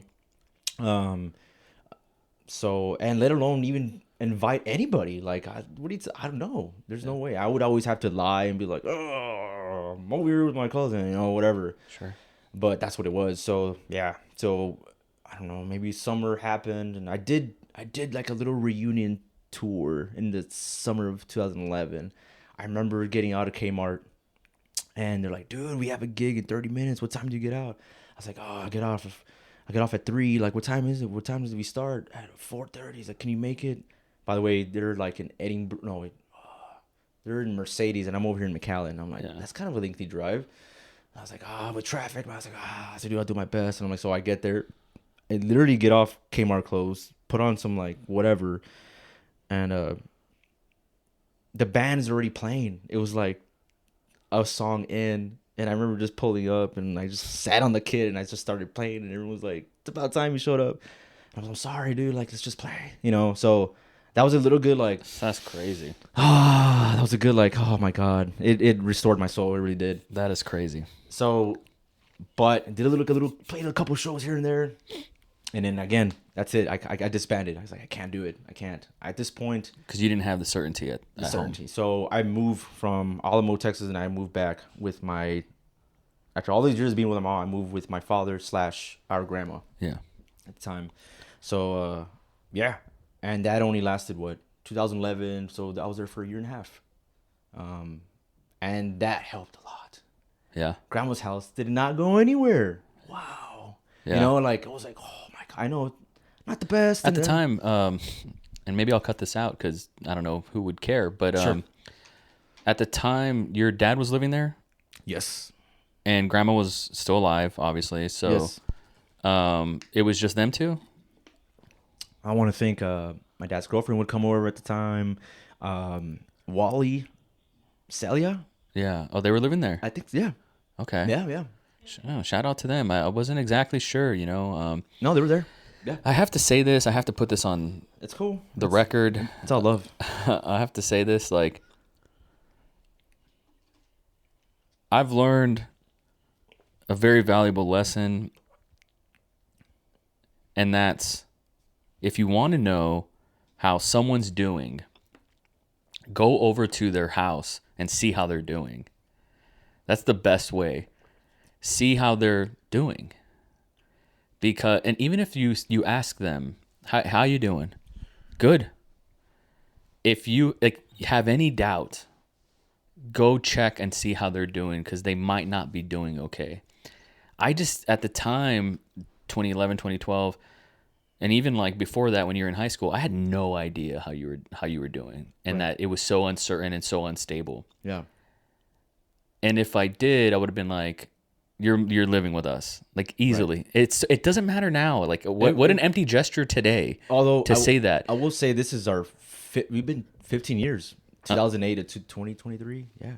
Okay, is that 15? God dang. So 2008, it did feel like that. Remember that one week in Yeah, December? of course. So there was a week in 2008, Metal Gear Solid 4 came out, and you hung out at our crib for like a week. But like, No, I'm talking about towards the end of the year. Wrestler. You oh, watch that too, one. like going into New Year's. Yes. Yeah. Yes. Yeah, so that's been 15 years? Yeah. That's crazy, man. And it's December. So. And it is December, so it's been 15 years. We watched Superbad as well. Yeah. At my mom's house, and like, I just really just took life for granted, I think, in that I just had no idea how you were doing. And so when I hear this now and I hear it on the pod, like, it's a little, for me, it gives me pain, like, that if I knew, I could have helped, you know? And so it just sucks. It just sucks to hear that, you know, that certainty wasn't there. But then you get to 2011, 2012, and then grandma has some space. Oh yeah, it has some space in the back. It's called the man cave, the shed, the room. It's got a lot of history in that little. It's a room outside the house in the back, and it's probably as big as this room. Yes, you know. Yes, maybe including the bathroom. So it's not. Families used to live in there. Yeah, and so I kind of just took over that, and it was my little space, and it was like, for once, I have a room. I had like 2008, so it's been 4 or 5 years since I've had a room by myself, and now I'm starting to feel more comfortable. I'm starting to, okay, and so, but yeah, but that I only lived for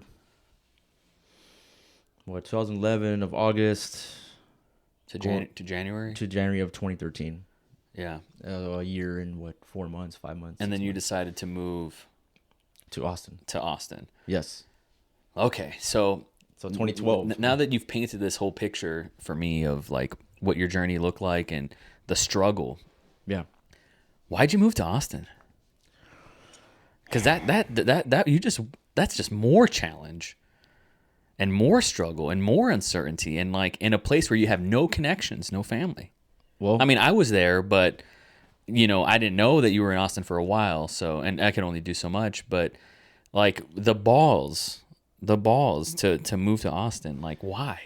So it stems from, you're like 20 at this age.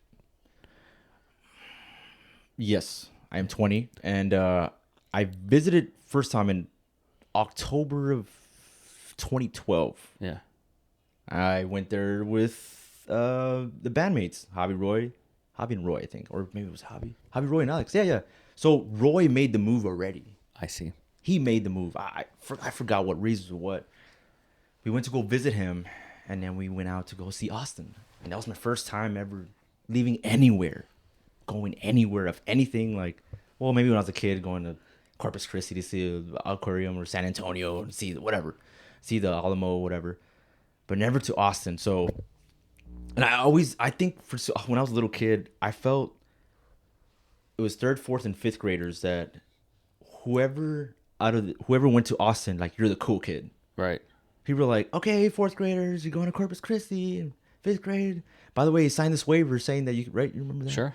And I was like, each and every year, it always like, and when I was in 3rd grade, okay, you're going to San Antonio. And when I was 4th grade, you're going to Corpus Christi. And in 5th grade, you're going back to San Antonio. I was like, I want to go to Austin, right? Yeah. Anyways, so it stems from that. We go visit Roy. He's really living there, and yeah, and it just it's different now. But we go down 6th Street, and I've seen all kinds of live music, and I'm like, this is just casual, and it's just happening. Like, it's not in the valley or whatever. Maybe it was, but maybe it died out, or maybe I wasn't involved. But there was a certain vibrance in the air. I'm like, whoa, the air's different, the atmosphere, the people. Now there's different kinds of people. It's not just, even though I love my race. There's not just Mexicans. There's white people, black people. There's Indians. There's Russians. There's everything, diversity. So it's new to me. I'm like, whoa, and I was like, this is so cool. So that was there. Visited, cool. This is October 2012. Yes. So from 2012 to that January, that 2-month gap, maybe a little bit before, leading up to like go visiting Roy, which is the bass player for Remain Regardless. He would always like not bug me, but I would be like, hey man, come check it out. Come stay with me for 2 weeks. Did he know your situation? You kept it pretty. Yeah, no, he didn't. You but didn't really like want to talk about it. right. So Your living situation, I mean. right. But at this time, I was working at Kmart. I already had my own place, so I was a little bit better than before. Yeah. At this point, Yeah. he's like, so it's everything now. Things are starting to get okay. It's not bad. I have my own car. Not the best, but I have one. So he's like, come on, go check it out.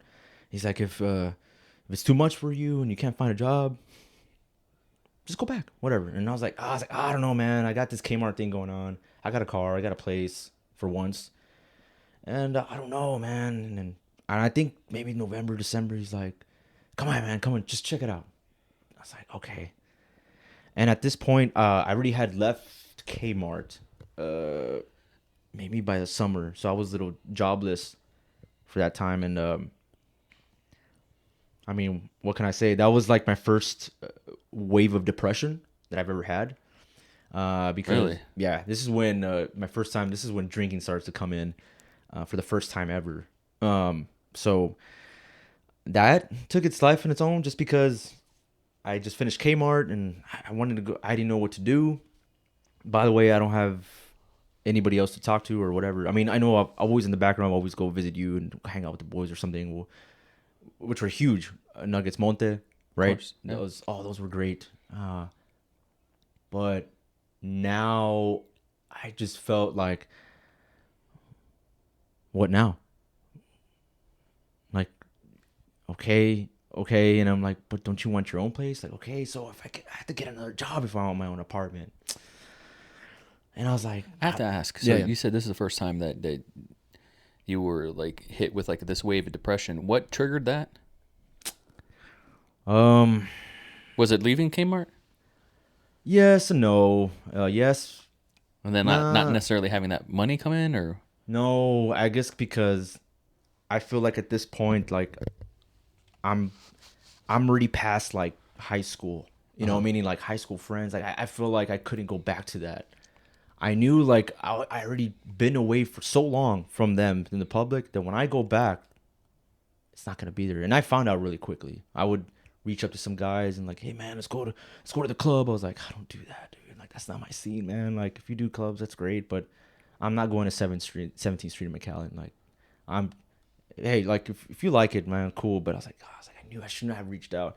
So now I'm trying to find someone like me, in the way. I mean, I did have Javi, Roy, and Alex, but Roy was already gone. Javi and Alex, but I think now they started to. so there's like an isolation. Yes, isolation thing, and now I'm starting. I mean, of course, thank God for YouTube. I'll go down so many YouTube wormholes, and yeah, I mean, there was nothing else to do but to drink. So yeah, it gradually grew, whatever. Had my moments. Experienced it for the first time. Like, okay, if you do too much, you get like this, and you woke up hungover and all that.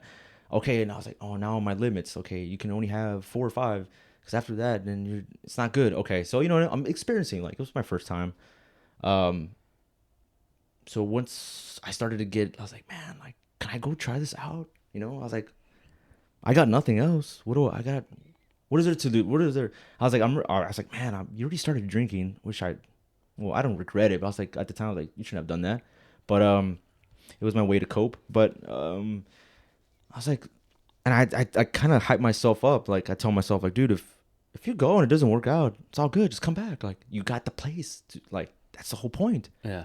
How else are you gonna know? And I just started looking into it, and I guess once I got there, I just tried it out. Again, I went with no job, So the idea and the intention wasn't to, I'm going to go live over there, If anything, I was like, you know what? If I like the visit there the first time, let me go breathe that air. Let me refresh myself. Let me collect myself. And then now, and then come back and then figure it out. Maybe something will hit me, right? It didn't take that long. Within 3 weeks, I got a job at UPS, and I'm staying with Roy. So, and Roy, former bandmate, was like, "Come give it a shot with me." Did he give you like a timeline? No, I think at first, because that's a real cool friend. Yeah, to extend that, not a lot of people would do that. different timing. It was different timing. He was a different place, and I didn't even know why. Even the first reason he moved up, but he made the move. So kudos to him. So he kind of paved that wave in a way. Like, Yeah. at least I knew a connection. Oh, and by the way, I played in a band with him. Yeah. How cool was that? So there was a little bit like, hey man, it's been 2 weeks. Like, you got anything? What's up? I'm like, I was like, I got an interview. Like, okay, cool.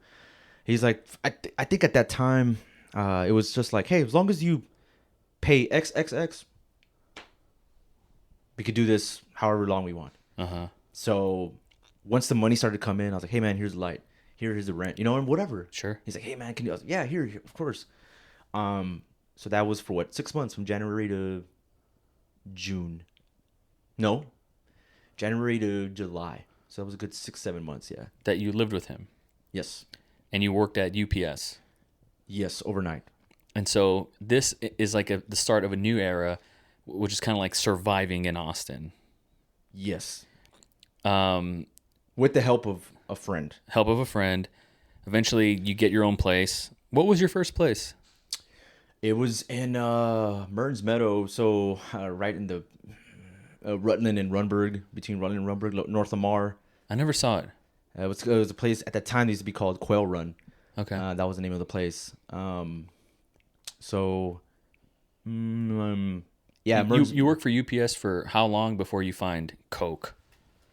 Oh, no, that's until like another 2 years. Okay. And so So- you worked at UPS for 2 years? Overnight, but I got a second job in May of 2013 at Target pushing carts as a okay. cart attendant. Yeah. You're working 2 jobs. Yeah.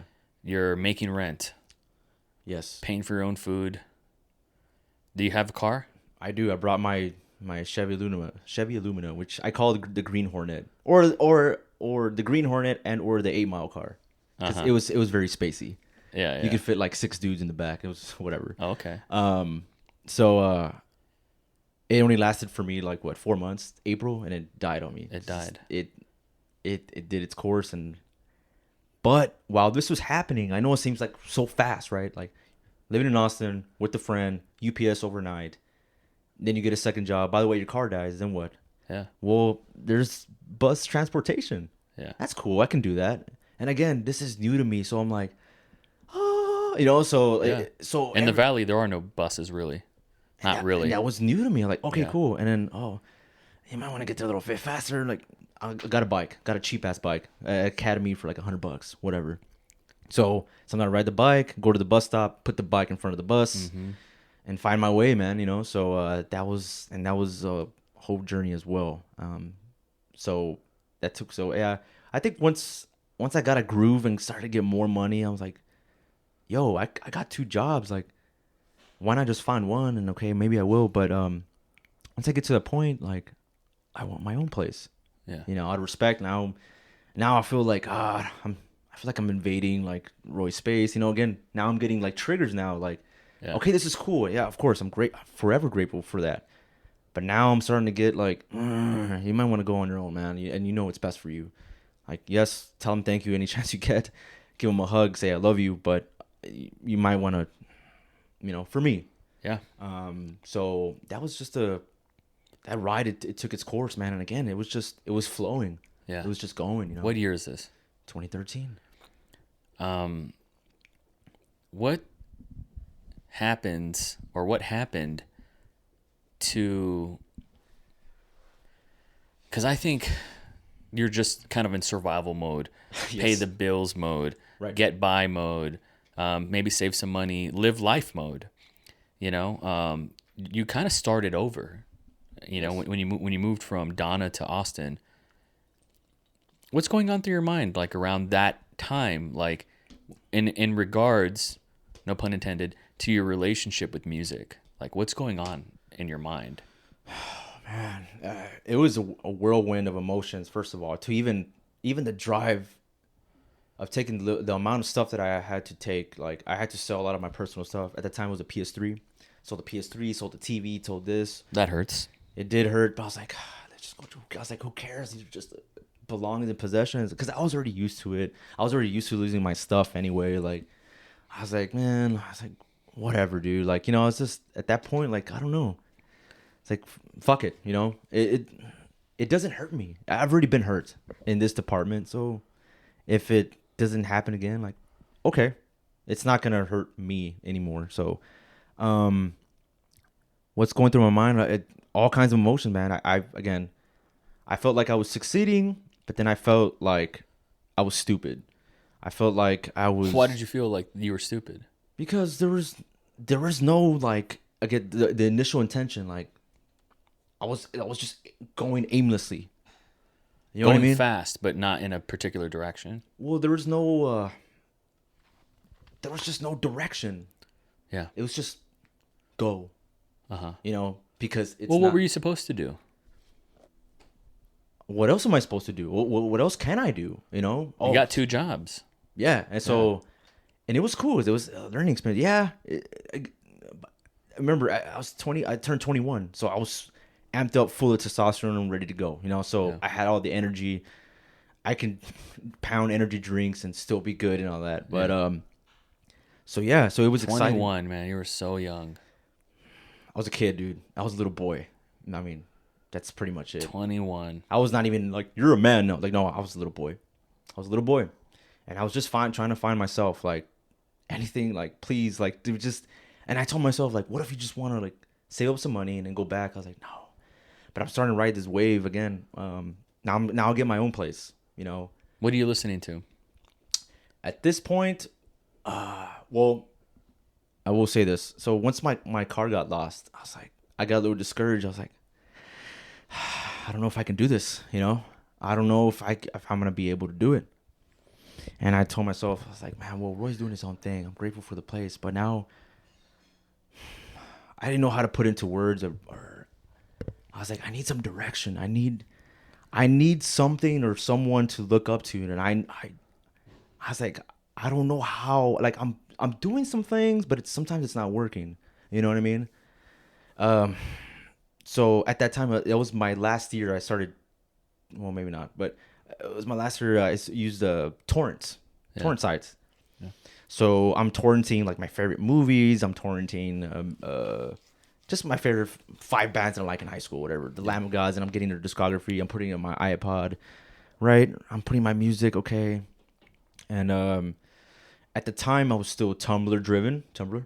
And, and that's how I came across, and I know you'll have a little bit saying this, but Tony Robbins. Yeah. That was a leap of faith that I didn't even know what to expect or how.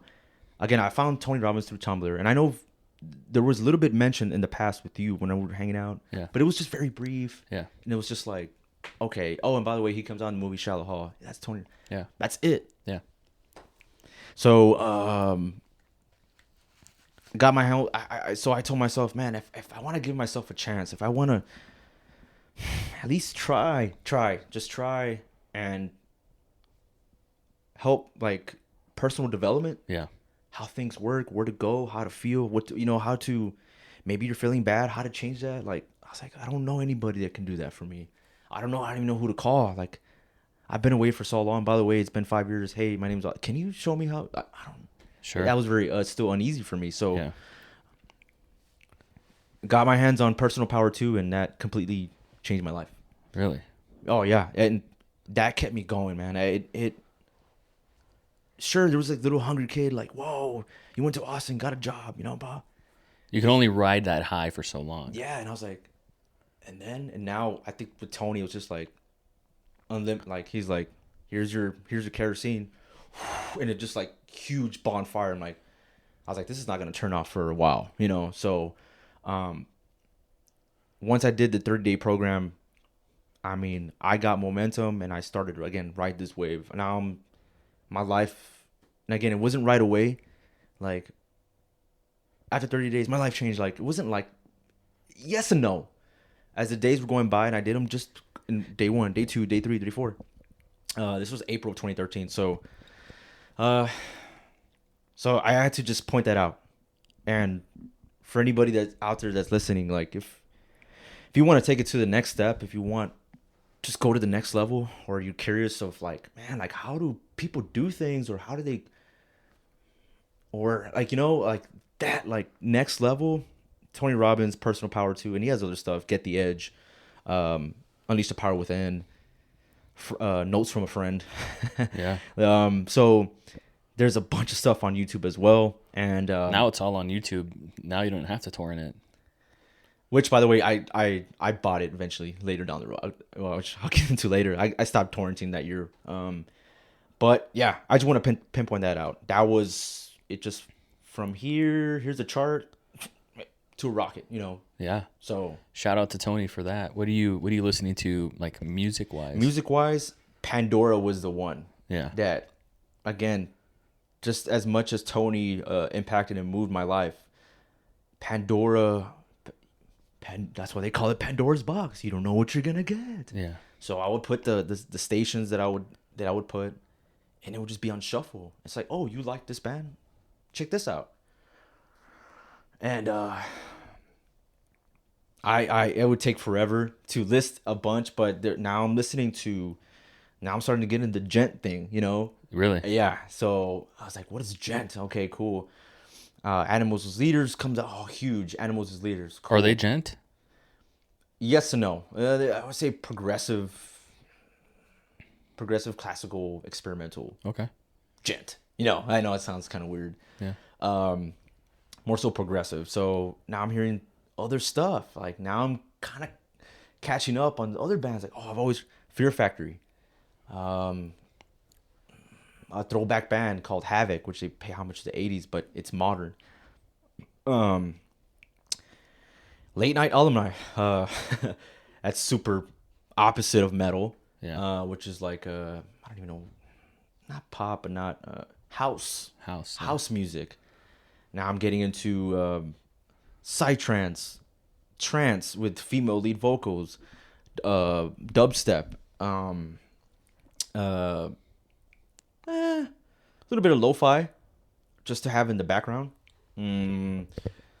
So Pandora just opened a huge, like, I can't tell you how many times where I'm walking, I'm on a bus, riding the bike at my job, and I'm like, who's this? Okay, and then I go to Spotify. I think Spotify was new at the time. I'm like, what? They've been around since '94. What the fuck? You know, I was like, okay. And so that's what I'm listening to. Pandora's Box. I was just liking tracks. I was busy and it was getting me going. I was like, this is cool. Oh, I'm gonna like that one. I'm gonna save it later. I'm gonna look you up later, and I'll go. Oh, that's pretty cool. I'm gonna like that. So I'll go. You know. So that was my world for a minute. You know. Yeah. And I caught up a lot, so to speak, and I started to see. I'm like, oh, the band that you liked, you also liked this too, but it came from that. And I'm like, oh, so again, it's a huge world. Yeah. So a little bit of surf music as well, surf rock, punk, old punk, 80s punk. So it was a little bit of that. When's the next time that you... I remember having a conversation with you around this time, and I asked you, like, how's your passion? Right. You know, I always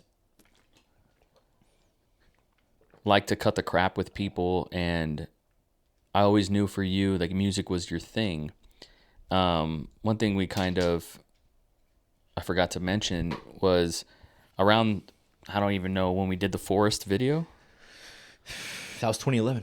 2011. Yeah. Okay. I was obsessed with cameras. I got a camera, started filming everything that I could. I knew that you were obsessed with drums. You bought a percussion set and you were drumming anytime you could. And so I always felt like, oh, that's my thing, that's his thing. And there was times where, you know, you're pushing your dream, especially in your mid-20s, you're pushing your dream up a hill. It's like a boulder up a hill. And then sometimes you take like 10 steps back and you keep pushing it back up a hill. Like, that's what it looks like, right? And it sounds like during this era for you, like, you're moving to Austin, you're a stranger in a strange land. You have not that very many connections. You're listening to Pandora. You're busy, you know, and so time's kind of going by. Like, what's on the horizon for you? Like, what's a goal? What's a dream? Like, connect the dots for me on creating music again for the first time. For sure. So, like, what is in between that to your inevitable first record? Okay, cool. So this jumps forward quite a bit. So anywhere from 2013 to 2017, there was no music. So Even though How do you feel about that time? Because you're living life. It's not like it's a waste of time. I want to make that clear.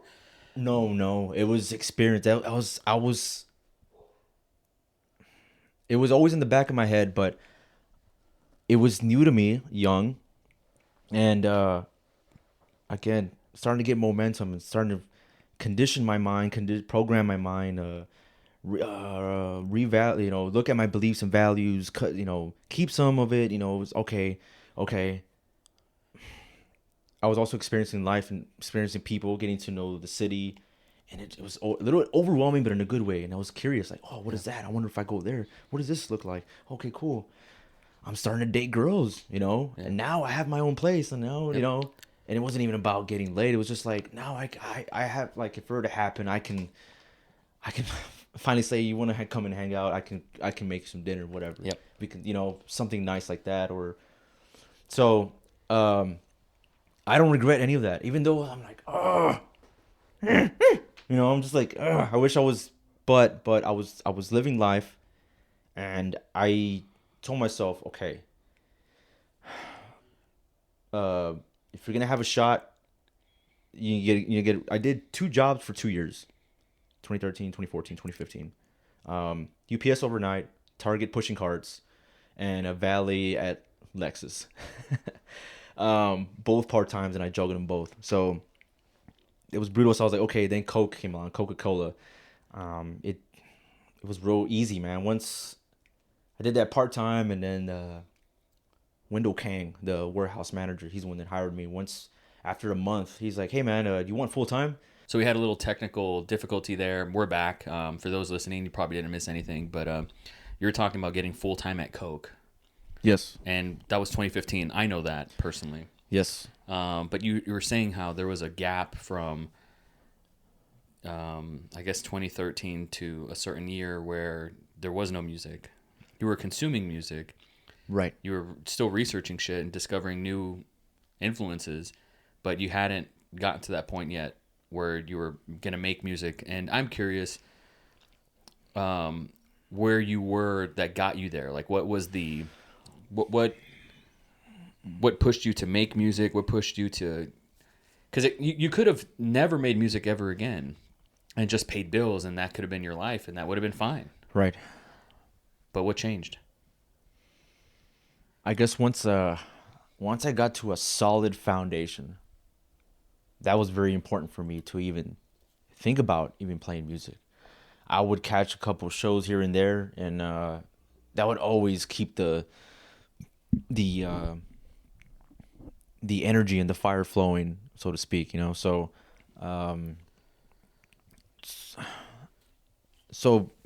how did I get there? Well, again, 2013 to 2017, 4 years, like it was just, I don't say nonstop grinding, but I think once Coke came into play, I had to really make sure, like, if I'm gonna have a job, like, this is it. None of this, flip-flopping, part-time jobs. Like, I need something solid. I need a foundation. And again, it goes back to growing up as a kid. Like, I didn't have that support, and I've always wanted that for myself. And I said, and if I'm gonna do it, if I'm gonna have a chance, or even try to make an attempt to make music, I gotta have a solid foundation. And I think that was very, very crucial to not only prove to myself or whatever, or ride the wave as, this thing, this new, now I'm becoming this, my own person. I'm trying to, and also experiencing life. I'm making up for the stuff that I didn't do, that I couldn't do, Mm-hmm. and it was fun. So, and it wasn't bad, but it kind of, music was just not in the radar because Right. like, oh, I'm dating girls now. And you're still young as fuck. Exactly. Yeah. And it's just so much out there. And, the bike and the bus and going over here and getting to know the city. So it took a lot of time. It took some time. It wasn't just right away, and so I guess once 2017, now here's a new one. There's a website called Band Mix, so which is an artist profile. It's like a MySpace or a Facebook, but for artists. Post who you are, say what you play, and tell people what you're about, and or share what you want to seek out, saying, hey, I'm this drummer, I'm looking for a bassist, they can play in this style, hit me up, right? If you have music, you can post it so they can get an idea. And so here comes I have not used that site since 2011, which is weird because I used that when I was in the Valley in 2011, band mix, and for a little brief I was in a metal band called Derain, which never Oh, forgot about that. it never really we recorded something. We recorded like 3-4 tracks. I recorded the physical drums in a room with Eli and Serge. Those were the names. And but I provided the drums, but again, I disbanded because I wasn't able, and they had some gigs and I missed out on that. Yeah. And they had to find another drummer. Anyway, so yeah, I go back. So 2017 comes around. I was like, you know what? Let me update it. It's been 6 years. Update the picture, update where I live. I got some messages like, whoa, okay, man, we've been looking for a drummer. I see your style. Like, what's going on? So I'm like, I don't want to play country, man. Like, no, that's not my thing. He's like, we can pay you. I was like, my heart's not going to be in it. Okay, cool. And I get this this guy calls me, and I think his name was Jeremiah. He's like, hey, man, I just wanted to call you and see if you wanted to audition for us. We don't have a band name, but we're just looking for someone who can play. If you can play Asking Alexandra, Tool, and Breaking Benjamin, then you're in. By the way, these are the 3 songs. I can't remember, but I know Tool was Sober. So, I think, is that Sober? Yeah. Yeah, it's that one. Yeah. So yeah, I played that on drums all the way through, and I was like, oh, easy. Not easy, but I was like, that was my homework, and I was like, and What year is this? 2017. Okay. March of 2017. And I was like, yeah, it's pretty cool. I was like, not so much Breaking Benjamin, but I could do with Tool. I fucking love Tool. And so I'm there rehearsing. I'm like, okay, these are the drum parts. And I'm like, dude, but you haven't played drums in Years. 6 years. Damn. I'm like, where are your chops? Do you even... I was like, fuck. I was like, who cares? Like, but this is exciting. Like, you have an opportunity. Remember, my mindset, again, at this point, it's already been 4 years since Personal Power 2. So now I'm more developed. I'm getting a little bit older. I'm 25 now. I get my first car I bought, which is outside right now, which is a Subaru BRZ 2016, which is monumental. I mean, I want to make this clear, and I'm not talking shit, but the car that you had before that you bought for $2,000 was a piece of shit. It was on its last legs, is what I mean. It's not like brand new. It was a piece of shit, right? But like it was from '96, right? And so it was almost 20 years old. It took you to Austin. It did its job. You're taking the bus. You're riding the bike. You're doing the grind. You're missing the bus. You're late sometimes. Like it's such a fucking grind. So you getting a brand new car was very well deserved. Plus, there was a Mustang 2002 that I bought was also a piece of shit. Oh, so yeah. There was that little arrow, yeah, for sure, and I had problems. I just something always happened, and I just let it go. I let it go. Was that the one that was like cursed? Yeah. Yeah. I called it the smoke monster. Yeah, which is from Lost. I forgot about that. Yeah. Because it just never wanted. I say the smoke monster because it sounded like a freaking monster, but the smoke part was like the dark shit that just never didn't. Yeah. It just never wanted to, and I did try. Yeah. But I noticed I was like, I'm spending a lot of money more than I should. So I made a deal with the dealer. I was like, look, dude, I was like, I always call and update and tell you that I always have these problems. And he's like, it's okay, no problem. You can just pay me $50. That's all. Just fix your thing, pay me $50, and we're good. So I'm grateful for that. But when I turned in the keys, I'm like, dude, I can't do this, man. I turned it in, and he's like, cool, no worries. He just wrote it off. He's like, I'm not gonna come after you. I'm not gonna come find you saying, or I'm not gonna turn it into the collect for your credit. You're good, man. I was like, you've been really good to me. Everyone else is like shitty, or they avoid my calls, or they don't even make a payment. I'm talking about like these little car lots. You know what I'm talking about? Sure, like, of course. So he's like, man, he's like, you're a cool dude. You've always kept me. He's like, I can tell in your voice, like you're just done. I was like, yeah. So I take one more year. I do another year of bike and bus. Wow. But this time around, I buy a fucking great ass bike called. It's a Trek bike, which is like, Yeah, those are the best ones. cost me like $600 or something. But I didn't mind it because one, I had all this money, not having a car payment, not having insurance, like that's all that money out. So Yeah. I knew it was an investment, and I only had one job. Yeah. So it was just, to and from, and I was close by. So I was like, yeah, I can do this. It did suck when it was 40-degree weather, but I got used to it. But you got the car of your dreams, essentially. You know. It was, Yes, because my bike got stolen. Right. Yeah. Yeah. That was the turning point. That was the breaking turning point. Fuck me, man. Yeah. That's shitty. Oh yeah. So, but yeah, that was a fuck you back to whoever stole it, in a good way. Plus, it was already time anyway. I was already doing 2016. I let go of that car, April of 2016. So I did a whole run till February of 2017. I was already on that projection anyway. Like, Yeah. so I saw the car that I wanted, and it's a standard 6-speed. Yeah. That's my choice, and it relates to music because I'm a drummer and I use all my limbs. Yeah. It's basically I want to use everything. Yeah. Right hand, left foot, or right hand in the clutch. So Yeah.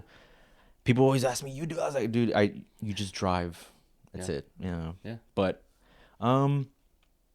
so But you were talking about there's like that MySpace for musicians. yes, Yeah. So band mix, So this is in 2017. You're like, but I haven't played drums in so long. right? And I Yeah. get some homework. This is your audition. Come Yes. by, learn these songs. Go in there. Okay, it's Jeremiah, some young kid. I know he looked pretty cool. And then there was Ed, Mr. Edward. Who's featured on this new record? Yes, Eddie Cobra. Yes. Who's a guitar player, and we went through the song. It was just like almost cut and dry. Here are the drums. Let's just take it from the top. Let's play the Breaking Benjamin song. Ready? 1, 2, 3. And okay, so I'm like there. We're playing. So we ran through it, and then eventually, like, I don't know, the singer, the whatever, he was talking crap or battling with the other guitar player. So it was just like me and Ed, and we're like, "Oh, what's up, dude? Like, how did you we're just talking." Yeah. He's like, "Man, do you play anything else?" And we're just like we're in the, and he's like, "Oh, you like Lamb of God too? Oh yeah, Linkin Park and all." We're going off, and I think we even played his, like, he starts playing the riff and I start playing the drums. So now we're doing our own thing only Yeah. because they went away or something, or they were, Yeah. and then we stop. We're like, okay, let's go back to Yeah. So that was our first initial connection. So, yeah, shortly thereafter, It's kind of like a love at first sight kind of thing with him, right? yeah, because I remember once we were leaving, I don't know why the vocalist was so caught up on the other guitar player. I guess he was messing up or something. And to me, I was like, I didn't hear anything. That sounded great. Like, I don't know. But once we were leaving, Edward's like, "Hey man, can I grab your number so we can, like, do something sometime?" And I knew what he meant by that. He's like, "I don't know if I want to play with these guys, Yeah. But he's like, I think you're pretty cool." And I was like, "Oh really? Yeah, fuck yeah." So here's a little hiccup: is that he got my number, but I didn't get his. So there was another, like, a little gap that I just Yeah. didn't hear from him. Well, it wasn't too long. So it was March, April, May, June, July. So it took another 4 months to hear back from him. Damn. Because I immediately went, like, the next week, I was like, "Oh, let me get that." I was like, "Oh, I didn't get his number." I was like, Right. "Fuck." Yeah. And so I think once he hit me up and it was like, "Let's go jam," which was, at the time, it was called Music Lab in St. Elmo. It's not there anymore. It's like a Tesla building or something. Man, we got together and it was magic. We started to just jam anything. "Oh, let's play Rage Against the Machine." And he was like, "Okay, cool." And then let's just jam. "Okay, cool." And it just felt right. He's like, "Dude, I got my own songs." And he's like, "Okay." I was like, "Let me study them and I'll bring them back to the next practice." And sure enough, he's like, let's play Blow Me Away." Oh, dude, so I got it. And he's like, "Dude," he's like, "You got it pretty." I was like, "Yeah, I studied it, man. I got one." Now this is well, I don't want to say making music just yet, but it's in the process. And it's, again, reminding myself, like, It's like a reintroduction. reintroduction. Yeah. Being around someone, playing music, in a band, feels like that. Going over ideas, and that took its little course. Wow. So that's 2017. 2017. And I remember in 2017. It might be 2018. Going to watch you play. Yes. Was that 2017? It was like December. It was November. November 2017. 2017. Yeah. What band was that, and like what was that? And I remember you guys had fun that night, and it was cool. And I of course I took my camera out there, and I was just happy to be there. But how did that come about? It was like a new gig. Here you are. It was like the first time I ever saw you play ever, because I never saw those Peter Piper lock-ins. I never saw Man. the Remain Regardless shows. Excuse me. You didn't want to because it was cringy. So I feel at that time I was a little bit more. I was like, okay. But I just wanted to be like, that's my cousin right there, you know. So I wanted to I do it appreciate for that. Yeah. So talk to me about that show. Like that wasn't your first show. I still remember the venue. It was on Anderson Mill. Yeah, I think Anderson Mill Pub. Yeah, it's still there. Yeah. How did it go from with Ed to doing shows all of a sudden? To be honest, that was only our only show. Was it? Yeah, sadly. I wish there was more, but for what it was, I don't know. We got.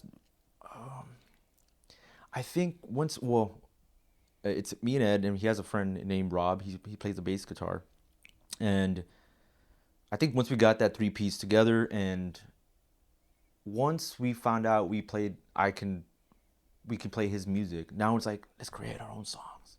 I think that was like the idea. Like we created songs, originals, but we didn't play them. We didn't play it live there because we felt like they were still new and they still needed work. And we were so comfortable about playing the ones that he created, which I had a joy playing. I still to this day have joy playing them, and it matches the style and the groove, and it's a little different, a little weird, but it's pretty cool. It matches. So I think that's what it was. It was just like the magic of like being on the same page, being like, oh, let's just take us to a gig, you know, like, and I don't even know how it happened. I think it was at that time in that place, St. Elmo Music Lab. There was a board where you walk down the hallway and like there's like little flyers, like little need a drummer, like pick this number, you know, and it's like an advertisement little wall. Yeah. And I think we picked one of those, like if you want to play a gig, if you're a band, open mic 7:30 to 10:30, whatever. So I think that's what it was. Yeah. And were they originals that you guys played? There were Ed's originals. Yes, but we did have originals as together, but there were Ed's originals. What was the name of the act? At that time, it was Hybrid Cobra. Hybrid Cobra. Which means at the time, I wanted to be called Hybrid. Yeah. And he's Eddie Cobra, so you mentioned Hybrid Cobra, you know? Oh, cool. So, but we ended up calling ourselves Hybrid Animal after that. Oh, okay. So, I don't know. I think Cobra is more of his thing, because Ed is like, he has his own music. Yeah. So I want to respect him in that regard. Right. And I think he wants to keep that separate, which I'm okay with it. I get that. Yeah, that was the name of the act, and played 3 songs. Yeah. I think it was... That footage exists. It's out there. It's out there. Yeah. And it was real quick and fast. And it was probably... Not only did you get to see me play the drums, but I think it's the first time you see me smile and be happy. Yeah. I know you can see it, man. You just look back at the footage and like... I think I literally got off stage and you put the camera right in my face and you're like, what's going through your mind? I was like, dude, I just got off an adrenaline rush. You know, when you get off the stage and like, there was like, I don't want to say a standing ovation, but people were like, what the fuck did just happen? Like, or like, this is so cool. Like guys, like maybe they were drunk. I don't know. And I'm just like trying to soak it in like, whoa. And like, I haven't felt this in a while. Like this is my first gig since 2011. Like, you know, so all these was like going through my head. And which I didn't mind, you know. And I was like, I didn't even know what I said. It was just like, it happened so fast, and that's all I can say for now. I think that's what I said. Yeah. Maybe I said something else, but it was good for what it was. What was the next musical endeavor for you after that? So I continued to ride that wave. It was just always the jam. Like, okay, created some originals, always spoofed around, jammed, created originals. That went on and off. 2018 started to come around. For whatever reason, I don't know, man. I think just Ed was at a different time. I wanted to get going, and not necessarily like, oh, we're not on the same page, we can't talk. It's more of, I don't know. I got the drive to play a gig again wasn't there. I don't know. Maybe we do have like a list of songs, and maybe that became a little overwhelming. We just didn't know how to play it. Some were challenging than others, some were cool, some were originals or whatever. So that was cool. 2018. And it was just on and off. Hey, we're gonna go practice music. Okay, cool. A month later, hey, we're gonna go practice. Okay, cool. And next month, okay, like, okay. So for me, that was like, okay, I got a little bit of a taste of a show, but I'm getting my chops back. Now I'm starting to like feel myself, and every little practice, like, hey man, like you're starting to get better. I'm like, no, I know this stuff. It's just that I'm shaking off the cobwebs, or I'm just applying all these things that I wanted to do for so long. Now I'm just applying them to the kid. Like there's no, I know sounds kind of a weird way. Like I've always practiced in my head. Sounds kind of like a maniac, but I've always been like in 2013 to 2017. Even though it seems like I wasn't doing anything, but I was doing something. Like I would always imagine a drum kit every time sometimes even when I need something to get out, I'm always doing this. Like this right hand just can't because I'm hearing something. So, yeah, and then 2019 comes in. Around 2018, we stopped talking. We had some heat. Yes, it was dumb. It was bullshit. It's whatever. Yeah. It's water under the bridge. It's in the past. So I'm genuinely like right now. I'm genuinely in the dark, like with 2019, and then the pandemic happens. But like, what was going on during that time? I think 2019. I think once I realized 2017, cool, got the gig, whatever, goodbye, blah blah. 2018, yeah, I was like, okay, I have my chops back in wrestling terms. I'm running the ropes. Yeah. I'm taking bumps. I'm cutting a promo. I'm like, oh, okay, cool, and I'm getting confidence. Like, what's up? Let's go. And I can only do so much. So once 2019 came around, I was like, look, jamming is one thing, but I wanna get out there and start fucking, man. I don't want to puppy love. Oh, baby, I can't wait to text you tonight. Like, no, man, it's good. We already did all that. I already held the backpack for you. I walked you to class. We held hands. Everybody's watching. Oh my god, that's so cute. Like, I want to get to fucking. So, let's go. That's what's going on. And February of 2019. I don't know why. Maybe it does. Twitch was kind of new to me, even though it's been around. But I remember, I guess maybe it was apparent because Sasha Grey was on Twitch. And it was at a point where she was still new at it. So she had viewers, but not as much as now. Like, if you watch one of her videos now. Does she stream now? Oh, yeah, constantly, all the time. Like, she's scheduled to, and she's on YouTube and all that. The whole 9 yards, like everything. So obviously, like you know how YouTube videos, they have like the Twitch chat, and it's just scrolling. It's just like, it just doesn't stop. But at that time in February 2019, it was just like, hey Sasha, blah blah blah. Hey, like it was slow. Like she wasn't even. Yeah, she has a name for her. She's like famous for celebrity, but to establish her viewers, like that was really cool. So at one point in time, I found myself in that, and I don't know. It was so. I remember just chatting like, hey, Awsker from Austin, I feel that too. And I was like, holy shit. I was like, that's, whoa, like Sasha Grey, like, I mean, come on. I don't know. Yeah, I don't know. It just moved me.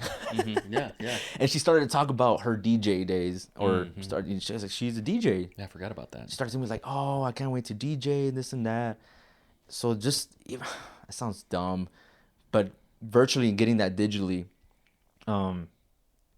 it just moved me, and I was like, oh, that's really cool, man. I just got like acknowledged by Sasha Grey, even though she doesn't know what I look like or what. But at that time, it's like, man, that's so cool. She talking about music and this and that, and it felt like I was in an intimate, like, private show. Yeah, that's what Twitch and all that is. Yeah. And I was like, oh, this is so cool. So I was like, and she, for whatever reason, it made me feel like, go make your own music. Yeah. What's so, I just started looking into it. I messed around with it once, but it was overwhelming, but I did it, and it's on YouTube. It's called Dexterity. In 2015, I programmed this track. What I did was I got a free licensed guitar track, right? I think I bought it for like $2 or something. I don't remember, $5. And you can do whatever you want with it, right? And I was experimenting with software, and I somehow ended up with Ableton. I don't know why. Very simple. Got the track, put it on the feed, and put the drums underneath. Well, by the way, I had to torrent a drum software. I think it was Addictive Drums. I think that was a software. So it replicates a real drum set, real sound, as opposed to like a drum machine, like you actually get hi-hats, snares, all that. So yeah, that took me a while, and I was like, I don't even know if I want to do this. Like, yeah, it's cool. But anyways, I was like, you know what? I'll do that again. Which, by the way, 2018. Okay, I missed one little part. I went to see Metallica and ACO in 2018. That one really, I mean, that sounds kind of cheesy and corny. It's Metallica, so now I want to be in a band now. But it really reminded me, like, dude, who the fuck you are. Yes, and being a part of a festival where, like, I could talk to you and be okay with it. I don't have to isolate from you. You know what I mean? Like, it feels like, oh, this is my family. Oh, Yeah. Yeah. And I went with Ed and Rob, and I somehow, some way, I stumbled upon Guillen. Yeah. He was there. And that's crazy. Because there's like 100,000 people there. I remember, like, dude, I was like, what the fuck? And I kind of ditched Ed and Rob, and I was like, hey, man, I'm going to be with my friend. His friend Guillen. He was by himself, but in a good way. I feel like Guillen was just very zen, like, I'm in this festival. Yeah. Going to soak all this in. From my reaction. Sure. And I was just like, hey, man, is it right if I can hang out with you? He's like, yeah, dude. And so we'll go check out tents and go over here and this and that. So that was really cool. And so at that time, remember, I wasn't doing any gigs or whatever. And I remember Ed and Guillen had a conversation about a Bring Me the Horizon album, I think. I'm sorry if I got that wrong. Some band, I think it was Bring Me the Horizon, which album was better, and they were going back and forth. And I remember just stepping back, and I was like, one of these days, I'm going to have them on a track. I don't know how I'm going to do it. I don't know how. I know Guillen does not live in Austin, but it just, like, it had this little, like, I know I can make it happen. I don't know how, so that was just like a little whisper. Love that. So, and then, of course, once Metallica hit, we all just disbanded, and who cares? I was in the mosh pit, Yeah. I let one song play. It was Hardwired. Dig it in, dig it in, dig it in, dig it in, dun, dun, dun. I was like, okay, Metallica's here. And then once the second song, Seek and Destroy, into the mosh pit, like, you have to. I had to do it. I had to do it. You have to. Dun, dun, dun, dun, you're like, I'm going to die. Yep. Yeah. And I started pushing some fat motherfucker, so that had his shirt off, that was sweating, and he was heavy. But I pushed him and I rocked him a little bit, whatever. That's awesome. Cool. Oh, I was like, oh, and I was like, maybe from here to like where that tree is. Yeah. James Hetfield. Wow. Kirk Hammett. You made your way. Robert Trujillo. And by the way, that's Lars Ulrich. Oh, holy shit. Yeah.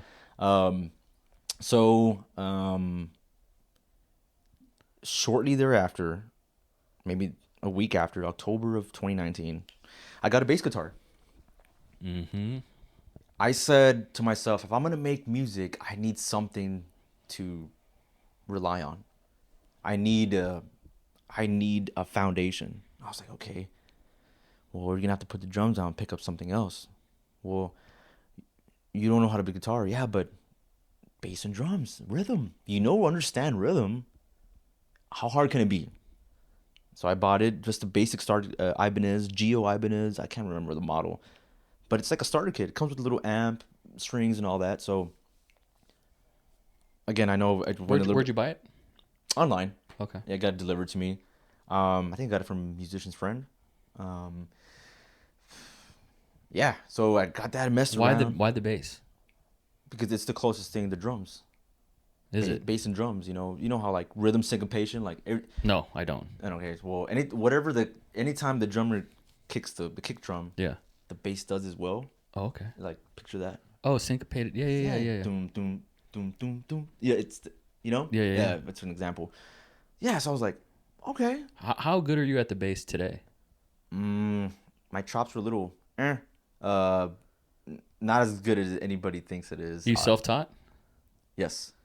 Okay. Have you ever thought about getting training for it? No.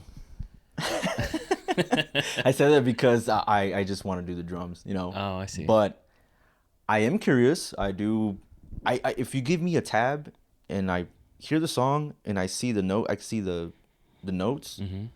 I can replicate it and I can play, but I can't tell you what I'm playing. But I can see visually. I can see what's I'm supposed to be playing, and I can get yeah. But I was like, okay. So once I started to mess around with the bass guitar, I was like, oh, I'm creating the drum patterns that I have in my head, the whatever. Now I'm kind of just transferring it to with my fingers, you know, in a way, and I'm moving up and down, and I just kept it very simple. So 4 strings, that's why I got it simple. The top string's the lowest, the bottom string is the highest. You know, low to high, and then high to low, going from my right to the left. I was like, oh, that's pretty simple. If you hear something low and heavy, you go down the fretboard. If you hear something high and shimmery, you go down. I was like, yeah, okay, I could do that. I kept it very simple. I didn't want to overthink it, and I don't want to be overwhelmed. I didn't want to worry about technique. No, you're not adding placement, or I didn't want to worry about. I just need something to get me going. I need to hear a bass line so I can. I'm like, oh, I don't know what I just played. I don't know what key I'm on. Wait, that sounds a little too high. Let me go up. Let me just tune it down a little bit. Okay, cool. Now, fast forward to 2019, the whole Twitch software grade thing, whatever. I already have my bass guitar, and now I get an interface, and now I get the software Cubase, and now that took its own journey. 2019 was all just going down YouTube wormholes. Today I'm going to show you how to program Cubase, you know, these Indians, which I'm grateful for them. They're the teachers. That's all I did in 2019. And I didn't start releasing music till 2020, the end of December, almost even going to 21. Yeah. So it was, even though I felt like, man, I'm losing my chops. I'm not playing the drums. I'm not in a band anymore. I'm not gigging. But I was like, if you want to have your own voice and say something and not having to rely on someone, this is it. I was like, I know. I was like, I know you want to be on stage. I know you want to be, or you want to have access to a drum set so you can start vocaling your ideas. And so I just want to say, what you hear now in Redefined Landscape took almost 2 years to get to that point as far as editing, how to mix. I don't know how to mix either way, but all that, like how to piece together, like the notes are coming in, how to open up plugins, how to work the software, the layout, all of that. I mean, you're an editor, so Yeah. you know how it was when you had FL Studio, or was it, or Sony Vegas. Sony Vegas? There you go. Yeah. Like in the beginning, you're like, where's anything, Yep. you know, and it can be overwhelming. That's what it was for me as well. It's like, okay, how do you change the tempo? Like, you know, so now it stops me from, I was like, oh, I have this cool riff, but it, you know, so I'm figuring it out.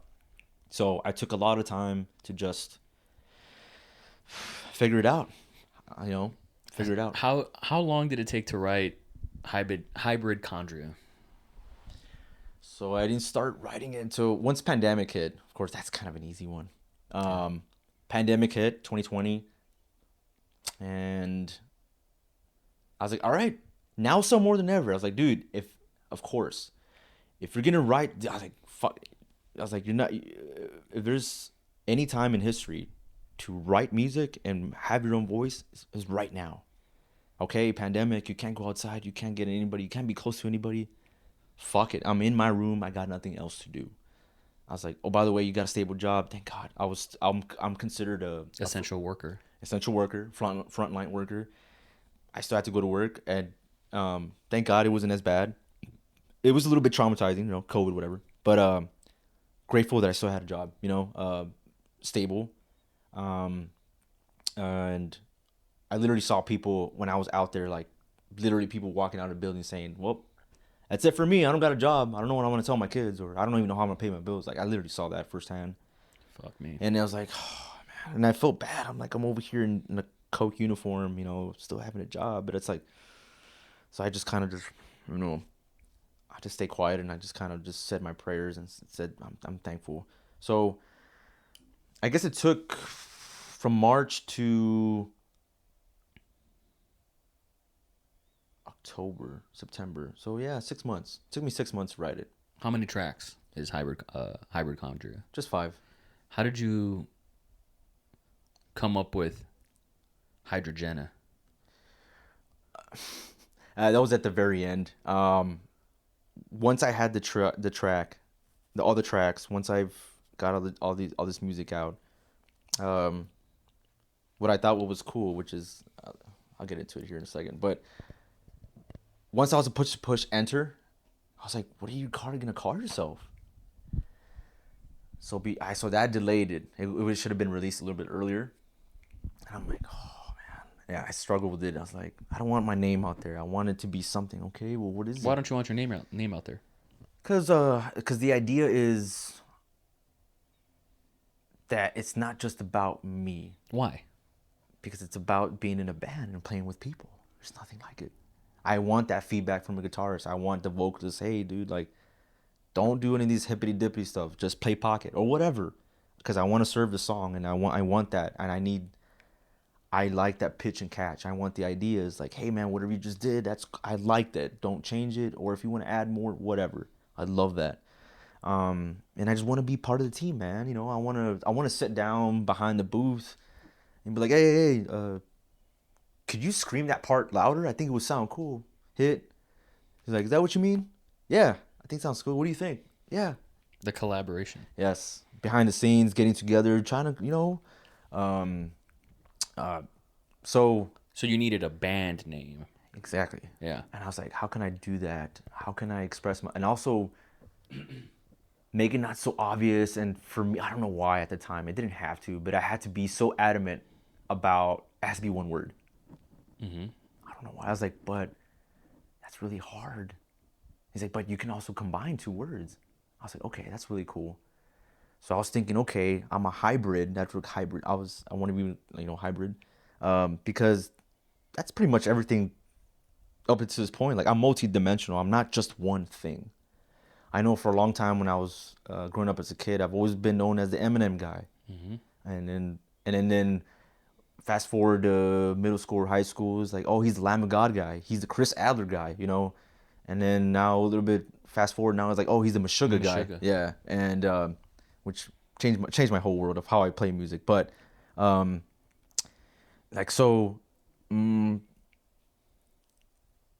so I was putting it together, hybrid, high. I was like, I like HY. Okay, what's next after that?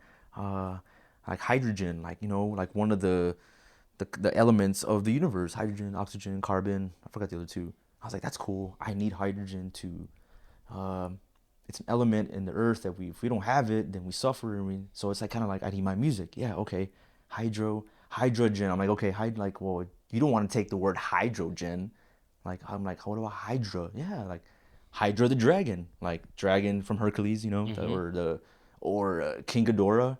I think Mm-hmm. one of the enemies for Godzilla. Mm-hmm. Which makes his appearance in King of Monsters, Mm-hmm. like that. Just saw that last week. I mean, I'd seen it before, but saw it again. Oh, it's great, So I'm like, oh, that's so cool, like a fucking dragon, like 1, 2, 3. I don't know, sounds dumb. No, I mean it's cool, right? And I was like, I'm not just one thing. I'm several things. I'm not just that. But if you fuck it together, this is what it is, Mm-hmm. So I'm trying to hydrogen. I was just like, whoa, hydrogen. I was like,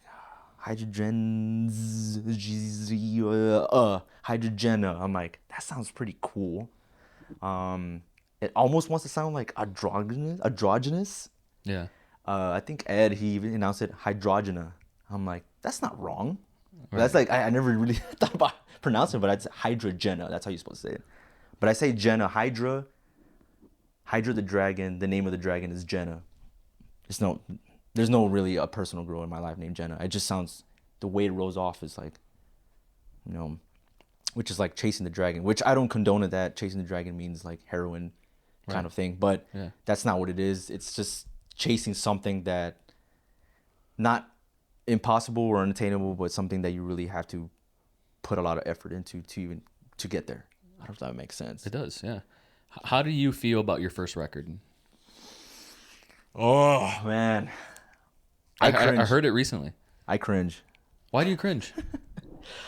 Oh man, the production, it sounds very bad. It's because it was my first time. When I'm hearing this stuff at me for the first time, I'm just like, oh, this sounds good. And again, I'm experiencing with the bass guitar. The only real instrument I'm programming on it's actually live is the bass guitar with just a distortion. That's how it sounds, very muddy. And I'm like, ah. But I had some technical, or I didn't have the skill. I didn't know how to, like, the original way that comes from the software before export comes out different. I didn't know how to do the settings, man. Like, I was like, man, this is another fucking YouTube wormhole. I was like, fuck. But you didn't let that stop you. Right. So I told Why was it so important to you to finish it, even though it was sketchy, like for you? Like you hadn't mastered the editing and everything. Why was it important for you to get it out? I think at this point, at around this time, I make the move back to the Valley. So I felt it was. I think it was just like I was like, this is just a timestamp. Did you finish it in Austin? Yes, that was very important to me. Okay. Just to be like, okay, I just want to get my feet dirty. I had to remember myself. Okay, the production sucked. It wasn't until after the fact, right? Plus the whole COVID thing, and then moving back to the Valley, it really messed with me. It did. I didn't want to initially, but the overall thing, I was like, but this is the right thing to do. So I'll just leave it at that. So I was like, well, it's your first one. Let it go. So in a way, this was your first public project ever. Ever. Yes. And I think at this point, I'm like, dude, like. How old were you? 28. You were a baby still. Oh my God. 28, I think. Yeah. Wait, 20. What year were you born? 92. Yeah, 28. 28. 28 going into 29. So you got it in before you were 30. That's cool. Oh, yeah. I really made sure. So, yeah. You lived such a crazy life in your 20s. Fast. Very fast. Yeah. A lot of ups and downs, trial and tribulations, a lot of experience, a lot of work, a lot of grind, a lot of speed. You can hear that in the first record. The first time I heard it, I was like, I didn't know Matthew had this in him. Like, I didn't know that your brain was this way. And then all of a sudden it showed me how your brain works. Mm-hmm. And I was like, oh, this is the shit that goes on in his mind. This is what he thinks about. These are the colors that he sees. These are the colors that he paints with. I heard the aggression. I heard the art. There's like some artsy fartsy elements to it. I mean, that's the vocabulary that I have. Kind of like some high concept sort of stuff, like in your music. There were no vocals on the first record. Nope. I don't even think there were like skits or anything. No, just straight songs. Straight bass. Straight bass all the way through. How did you pick your sound, find your voice? How'd you do that? Because you have a very weird voice. It's weird. It is. It's unlike anything I've ever heard. Now, I know that you have a constellation of influences. There's djent in there. There's metal in there. There's punk. There's surf. There's like, what is, and Redefine Landscape, the opening track. Reinvention. The, like, what do you call this? Because that vibe is in all your music. Well, I gotta say this, like all that was always there from the beginning. And it's always like, it's kind of like this, I'm going to get this wrong, so I apologize. But here's just like the bad way to put it. It sounds like this, like Egyptian epicness. Yes. Like like you're being transported out of Earth is what it sounds like. Mm-hmm. And that was there and that's like a through line in Hydrajenah. So that's in the DNA. It's in the bones. It's always been there. How did you arrive to that? And yes, great question. I got to that point. There's a lot of sci-fi and cinematic stuff. Definitely. You can hear. I was like, okay, if you're Hydra the dragon, put a dragon sound in there. Okay, make it visual. Like, is he coming out of space? Is he coming out of the water? Oh, it's a Nessie, the Loch Ness monster. Sounds cool. It's imaginary, cool. That's pretty cool. Oh, he's in water. Okay, I'll make surf music. You know that's pretty cool. It's a pretty common thing. A lot of textures there. Yeah, Very I'm thoughtful.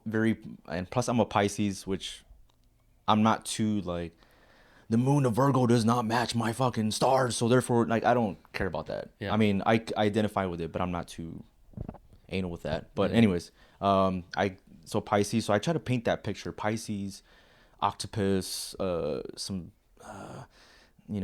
ocean sounds, I add a lot of that stuff because I'm missing a lot at the same time. Even though I have bass and drums, I don't have a real guitar there and there's no vocals, so I'm making it up. I'm adding all these background noise. Atmosphere. I'm adding atmosphere to make up for the fact that I don't have a real guitar player. You know what I mean? Okay. I'm missing this, and I know it, and I know people can be like, but there's something missing here. Yeah, he has the backbone, he has the meat and potatoes, but where's the vegetables? Where's the nice chords, that are ringing through, and where are the vocals? How do the vocals sound? Yeah. So that's how I got to that point, and how I got to like, here he goes. It goes back to hip hop, sampling. Mm-hmm. It enhances the song. Taking from the 80s, like from someone, they clip off of like a little doo doo doo doo doo. They take that little, they put it on the DJ set, and Yep. they put a beat over it, and now somebody can rap over it. Now it's a hit. Or they pitch it down, or They something. pitch it down, and now it's Gangsta's Paradise by Coolio, Right, But he right. took it from that little sampling hip hop. It was always there, so I kind of had that idea, like, okay, like bass and drums, like yes, that's the backbone, but I'm missing a lot of those. I don't have a guitar player. Well, let me just add that atmosphere. Let me create a picture, and so that's how I arrived to that, And I picked certain sounds and paint images to where I match what I'm trying to say. So you have 4 EPs. No, I have 2 EPs and 3 albums. Okay. 4 projects. Is that fair to say? 5. Okay, 5. I'm sorry. You dropped 2 in the same year. That was last year, yes. But yeah, 2 in the same year. yeah, but 1 in also last year. So the year before that, 21. 21, yeah. Out of these projects, which one's your favorite? Man, I It's like struggle. saying who's your favorite kid. And I just had a kid. You know what I mean? exactly. So man, I probably have to go with the second passing. Why? Even though out of those 4, I don't count Redefine Landscape, the recent one. Why? Because I just had it and it's its own thing. It's its own thing? Yeah, so the first 4 records is a nice little chapter, Okay. and then now flip like Redefine Landscape. Yeah. Even though it is the whole, yes, it's part of me. Yeah. It's part of me, but I won't count it just yet, just because it's still fresh and new. Because you're like in this new... New wave, new sound, new production. You can just hear it's night and day. But Yeah. the second passing, I think that's when I started to finally understand where, like, oh, I'm trying to get my style now. Like, okay, vocals are struggling a little bit, but I'm starting to get in there. Which, by the way, Revelation, you helped me pick that art out. Yeah. You helped me out Photoshop it. Yeah, so yeah. super grateful for that. Sorry it took so much work. No, I know, but it was over via text, so it was Yeah. hard to describe what I was trying to get. Yeah, yeah. So, but no, we got there for sure. No, we got there. Yeah. I look back and like even the first initial one, like, that was pretty good. Like, why don't you go with that one? That's always the case. That's always the case. That's how it goes. Yeah. But I think we did like 30 passes or something. Yeah, that's part of it. yeah, And that's low. Oh, Okay, that worked out. And that's on the low end. How do you define your style?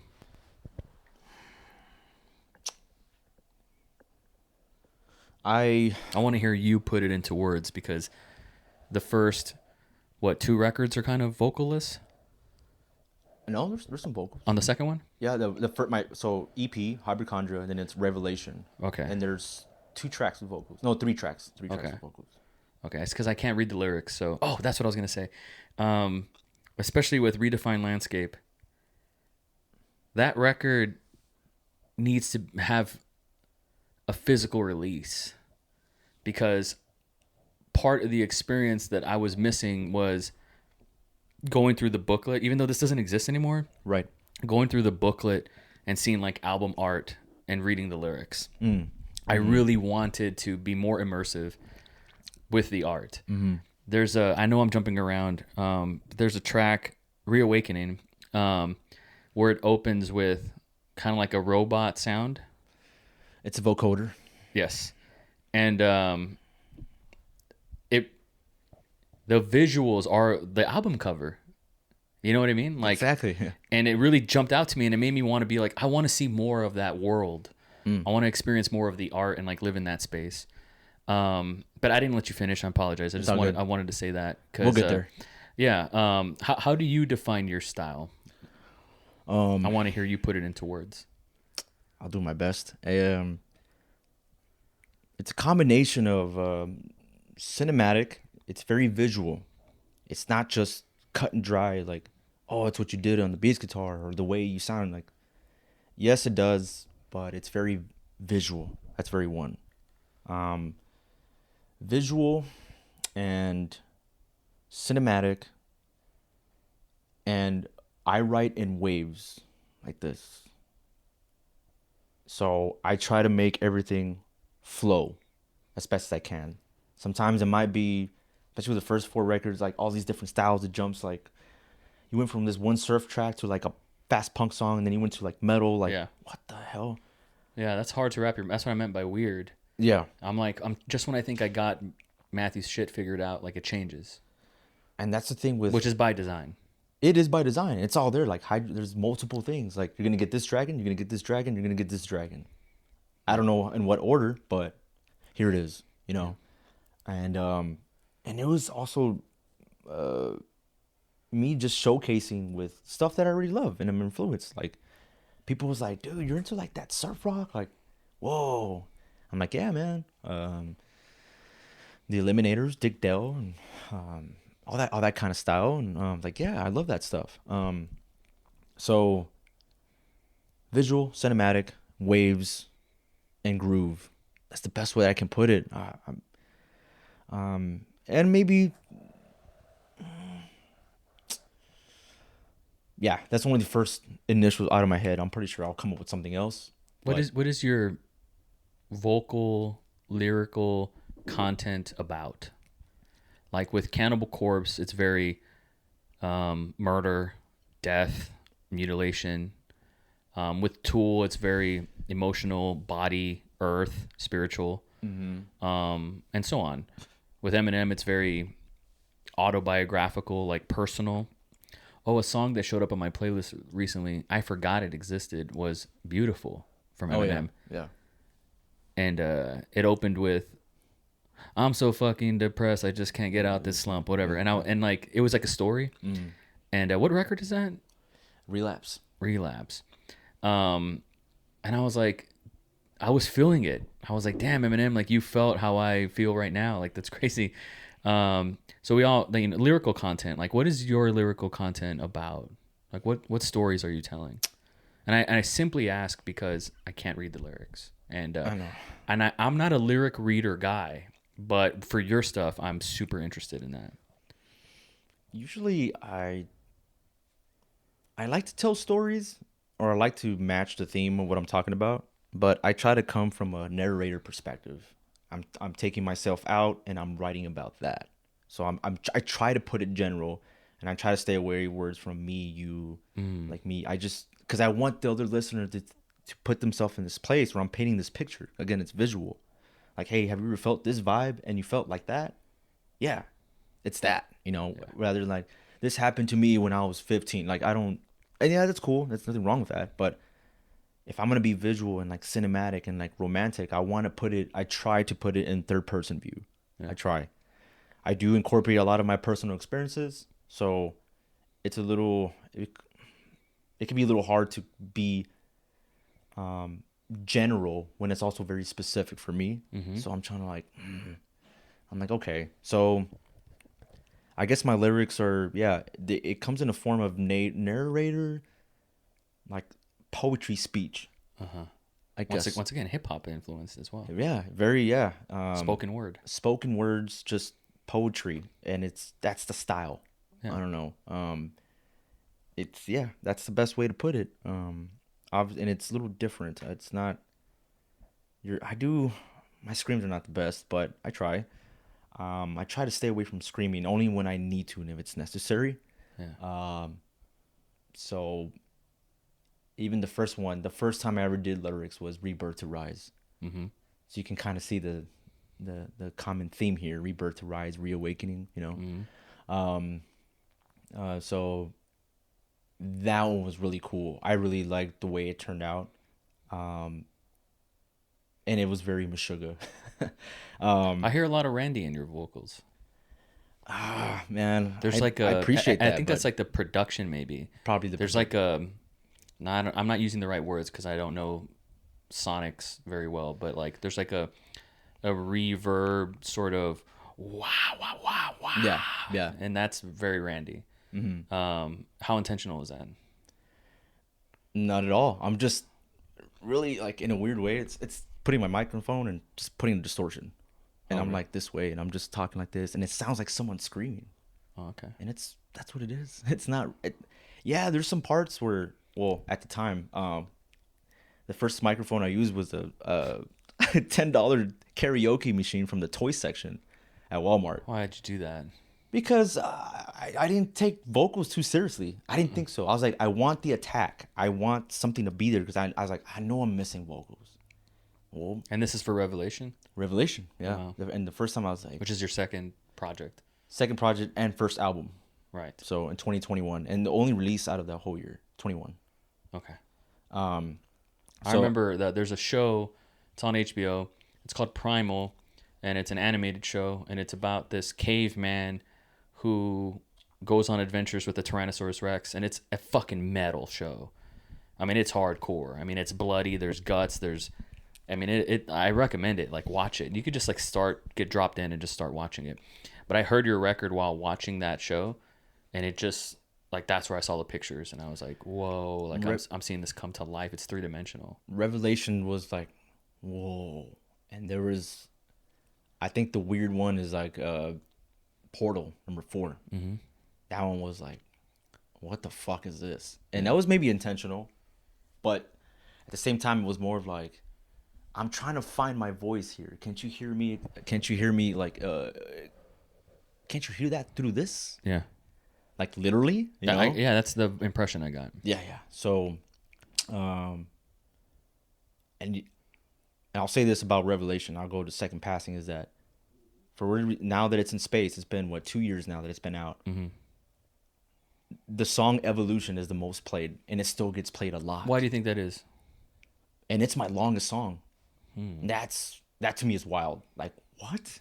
Usually like 6 minutes. Now I'm going to the 2 minutes, and I get it. The way of the world, it's short span. But I think it's a real long, progressive, great compositioning. It was one of my best compositioning. I pay homage to Breaking Bad. Mm-hmm. It opens up with Walter White in the beginning when he's a teacher. In the middle, he's talking to Gus. Like, so you can see the transformation. Mm-hmm. So I'm paying my homage to Breaking Bad and how I love the show. Mm-hmm. Pretty much. And then towards the end, it becomes Heisenberg. That's how I try to paint it. It's very metal. Yeah. Very metal, but it has a lot of pictures and sounds and birds and dragons. And like, you're like, whoa, what is this? And I try to metaphorically apply that to Breaking Bad. And you can relate to it, like the evolution of something. Yeah. How someone changes, how someone goes through something, the cycle. So I think maybe that's why.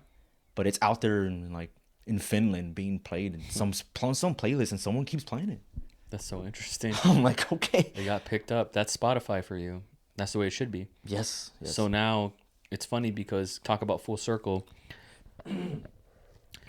You would go through Pandora's box, and now your tracks are out there in someone else's Pandora's box. Yes. And people are like, I want that vibe a part of this playlist. Yes. How's that feel? I feel like it's a little rub in my heart. Like, it does good, you know, like, because I know.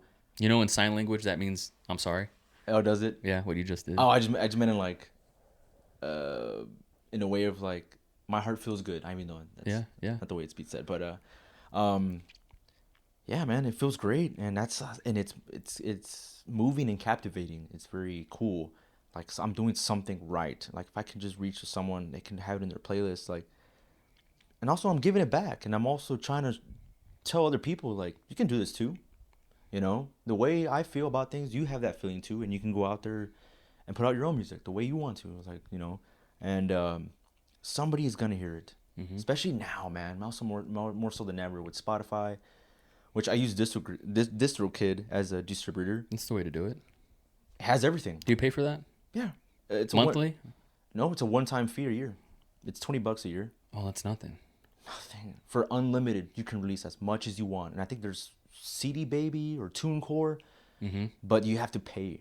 That's a lot. So if you make, for every album, if you want to, for every song, it's like $10. Damn. It's like, yeah, if you want to make 10 songs, $100. And your shit's like on Apple Music everywhere. It's everywhere. That's rad. So, and I have the option, if I don't want it on iTunes, I can just click it and be like, I don't want it on there. But I try to keep it on the main ones, like it's on Tidal and Deezer and some of the new ones, you know. Yeah. So it's weird how people use Deezer. That's weird. It's out there, dude. Yeah. Tidal as well. Like, oh, I'm gonna listen to Tidal. I don't know, I guess. The second passing. By then, you knew what you were doing. I feel like now I'm starting to hold in my style. Like, I'm really, the first 3 tracks are like so strong. Quantum Shift, Moontide, and Jumpstart. How are these albums so far up until this point to Second Passing? How are they different for you in content, storytelling wise?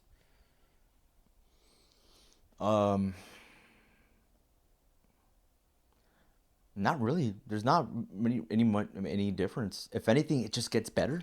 I see. My chop's starting to get a little bit more. You can tell I'm a little bit more confident in the bass guitar.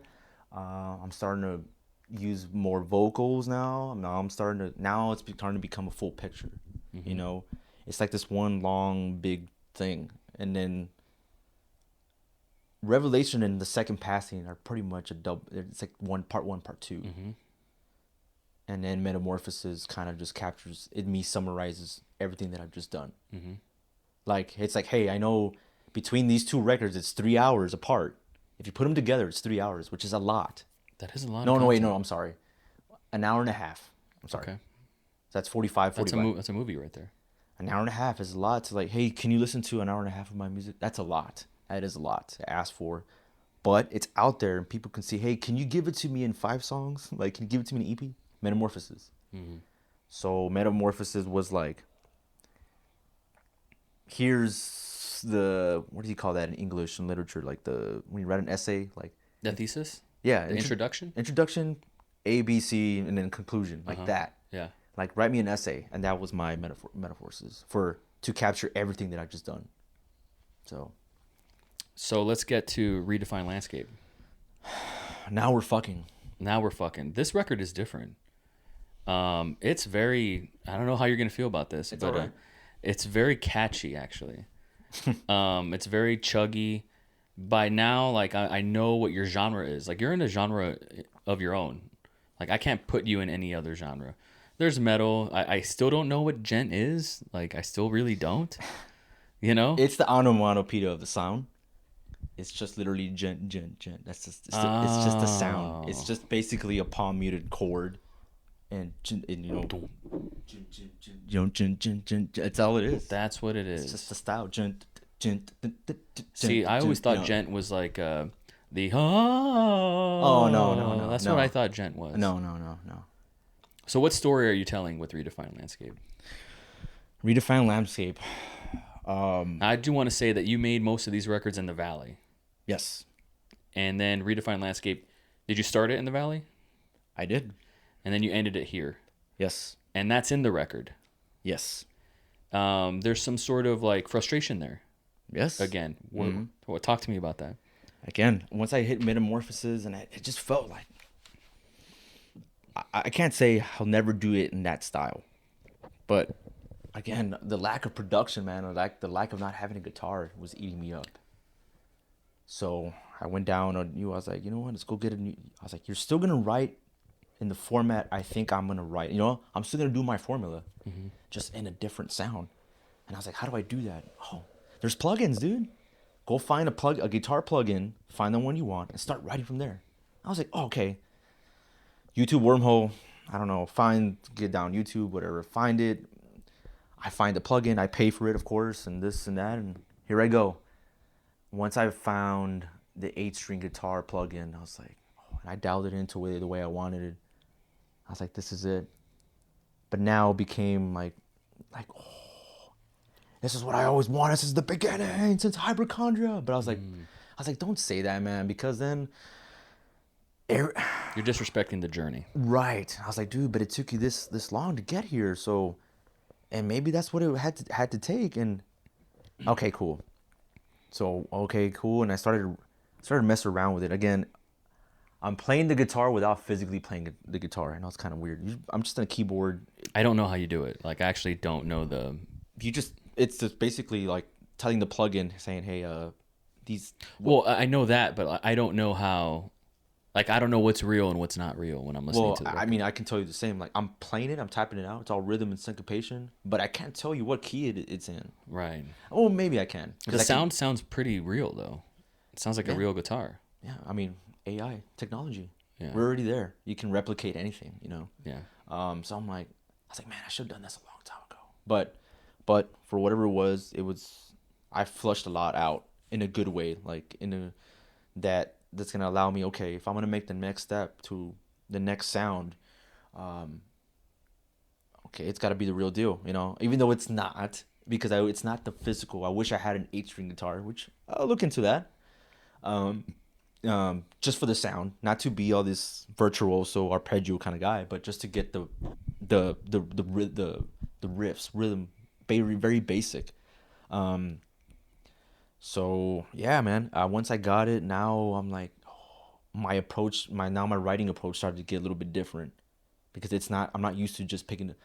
Now I don't even have the bass guitar anymore. I'm in front of a screen, you know, and I'm seeing these like, I'm seeing the 8-string guitar, and I'm just tapping it out, and I'm seeing dun, dun, dun, dun, dun, dun, dun, dun, dun, dun, and I'm just tapping it out. Interesting. And once I tap out something I like, I tap it out, or I can go in manually in there and, like, you know, tell the guitar what to play. And I'm like, oh, that sounds cool. But I need it sped up a little bit. Okay, that's a little too fast. Okay, right, cool. It's a weird way to write music, but it's music for me. And it's what I got right now. What's this record about for you? Redefine Landscape. So, it sounds like it's in the music. No, but it's in the title. So, Landscape. So it's my way of, I'm coming back to Austin. I was in the Valley for 2.5 years. From 21 of January all the way to this year of 23, May of 23. So that's 2.5 years. So once I realized I was coming back to Austin, I was like, man, that sounds like a cool record. I was like, dude, you're familiar with the landscape. The landscape is the same. Austin's the same. You know this place. You've been here for a decade, well, maybe 8 years with a 2-year gap. But now, 10 years ago, I was here. Now 10 years later, I'm still here. But the landscape is still the same, but redefine means I'm giving it a different meaning. So this record's a little more autobiographical than your others in content. Yes. Interesting. Yeah. Why'd you make that choice? Because it reminds me. It reminds me how I started, and a lot of it too. I wrote it for my 21-year-old self the first time around. Mm-hmm. I was like, I didn't even know how to even. My 21-year-old brain couldn't even think about to even get something like this, you know. Yeah. So I'm writing to my 21-year-old self and some other moments, you know. But so yeah. What would 21-year-old Matthew think about this record? Would this be his shit? I think so. maybe, man, I don't know. Mm-hmm. I don't know. That's a weird one. But I think overall, I'd be like, you made this? Like, I'm like, hey, 10 years from now, yeah, you're going to make this. By the way, there's 4 other records, you know. It's like, holy shit. So yeah, redefine landscape. Yeah, it's just the landscape is the same, but now I'm more mature and I'm more grown, and I'm kind of hitting some points and some spots now. I think I know the answer to this. What's your favorite track off the record? Oh man, I battle between. Reawakening is fucking hard. Yes. Right? Daddy, you're so big and strong. Sorry.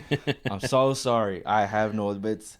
Now we're fucking, man. And that one to me, and I wrote that while I was in the Valley. Interesting. With the $10 cheap microphone. I don't know why you did that, but go on. No, but it was at the time. But I eventually got a better microphone, which is AT100, or it's a condenser mic. Yeah. So, which I started recording that in Turning Point and on. I don't know if you can hear that. I think so. It was more audible and more crisp. Yeah. So I battle between Reawakening and The Never Ending Chase. Okay. And it's kind of not fair. Those are but good, man. Those are really good. Reawakening, Never Ending Chase, and Trifecta Drive are my favorite tracks, obviously. Well, which is the one that sticks out for you most? Never Ending Chase is a great closer. Probably Reawakening, to be honest. Just because it fucks. Well, also, too, Reinvention is actually part of Reawakening. It was supposed to be all in one track, but I kept them separate because I wanted the listener to know, here's me fucking. You know what I mean? Like, Right. play the track here rather than take you this story. story. Yeah. And to paint a picture, like Reinvention was in a desert, wind blowing, so south, and this, which, by the way, I paid for those vocals. Oh, did you? Yes, I did. I was going to ask where you got them. I paid for those vocals. She's on YouTube, and her name's Andrea Crooks. You can find her, and there's a bunch of stuff. That's badass. Film, you can use it for film. You can use it. The only thing now is like you just got to add your stuff on top of it. You Right. can't just copy and paste Yeah. and release it like that. Yeah. You got to put. You That's got to why- alter it. You got to alter it. You got to put. That's why I put strings underneath. I don't know if you heard that Yeah. string. Has like the you know. I try to match that her note. She was like her frequency, what she was trying to hit, and then you have like the thunders and it's like something's about to happen. What the fuck? Right. That's what I wanted in the beginning. Like, what's going on here? Like, what? You don't know if you're on Earth or if you're going somewhere else. Or Or in a desert or whatever, and like, whoa, and like, okay, and then I introduce the sound of it, dun dun dun, right, and I do it right, left. I pan them, right, left. So I wanted the sound, like, what is this? Like, what are you trying to tell? Like, so it's being very romantic about this is my new sound, and here it comes. And then cut, here comes the fucking, like, oh, now we're fucking reawakening into like, whoa. And then especially I only do like 1 bar verse, and I cut to the chase, like the very chorus catchy. Dun, dun, dun, dun, dun, dun, dun, dun, dun. I was like, it's hard. it's hard. I was like, oh, this fucking slaps and fucks. And so and then I go back to a verse like, wait, okay, we'll fuck, but let's give a little break, you know. So yeah, I do like Reawakening. I really do. It was like my introduction to the new sound. So that's why, and it was my first completed song in this. Interesting. In this form. I wonder if that's rare to have your first song be the first song on the record. Yeah, I knew it right away. Interesting. I was like, this is the first one, and I already knew it, like Reawakening. Like there was no, it wasn't titled or anything else or whatever. So and then just and the vocoder. I was again being romantic again. It's like, it's me, but it's still not me yet. Like, I'm not gonna introduce Awsker from Hydrajenah yet. Right. It's like, here's this narrator, like robot angel kind of thing. And by the way, you're gonna get another verse. So where is he at? I don't hear those. Where are the vocals? And then awake, you know, that's me. Yeah. And then I opened the lines with "Free at last from my shackles." So that's pretty dark, but it fucks. But that's just very being romantic about shackled to the fact of like I'm being chained up to like this thing that I can't hear, like I have in my head, and I need to get it out. Yeah. But you can also apply it to like something personal or dark. But that's why I left it open ended. Yeah. You know, And you can hear it on the record When you get to Trifecta Drive, I wanted to like start with that, but I was like, let me hear the whole thing, and I heard the whole record in order. I still don't know who's Eddie and who's Guillen, but I do want to say I really don't. You're probably like, no shit, this is fucking obvious, but I really don't, because it sounds like it's one sound. Right. But full circle from Metallica, 2018, and you're like, one of these days I'm gonna get these guys to work together, and you did it. I did it. It took me 5 years. Takes as long as it takes. It's not the way that people draw it up, and it's not like I'm gonna get in the lab and I just heard this one thing and I just got on. I know, and I truly desire to have that someday. But for now, for what I've got, it's a very simple riff. Dun, dun, dun, dun, dun, dun, dun, dun, and I just heard this drive, like, okay. I just kept it very simple, and I was like, this sounds cool, and it sounds very like, I was like, I need a solo, I need a guitar solo, I want freestyle, I want like that jazz setting, like, who opens it? Eddie. Okay, I thought so. But it's very melodic, so it could have been Guillen too. True. Interesting comment, because for me, even though I don't compare or see Eddie one better than the other, I see them as their own voice and their own thing, right? Of course. But I purposely put Guillen at the end as like the main event, That's why it's very romantic. Before he comes on, there's like this, there's 3 dragons. Hydra the dragon again. The concept is there. I'm in the back. Trifecta drive. So the theme is still there. Like, oh, that's so cool. So yeah, so it's Ed, it's me holding the backbone. Eddie has something to say, by the way, and Guillen has something to say too. And I purposely, wrestling, he's the main event.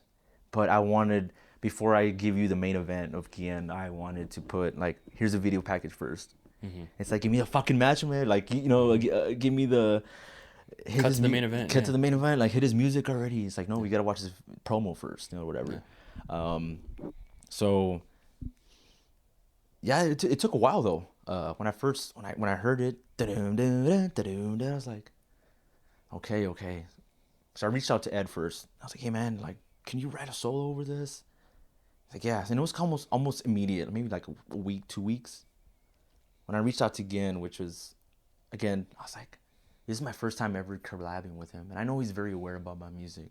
I was like, but would you ever want to do something with me? So I just threw it out there. I was like, look, dude, can you work with this?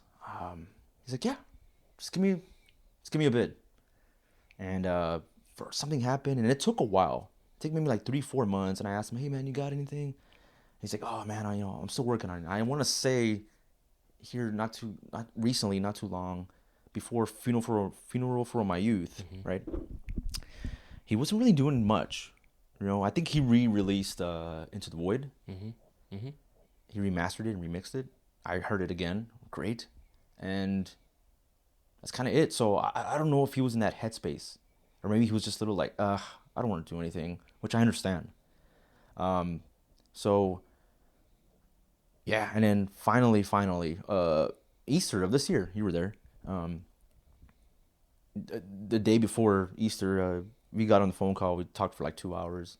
He's like, man, what are you listening to? What are you hearing? And I was like, and we go over this thing. And I was like, he's like, all right, give me a little bit more, and I got you. I'm like, okay, cool. So once I moved back to Austin, this is mid of May. Sure enough, I see a link to Dropbox. He's like, what do you think? And I was like, holy shit.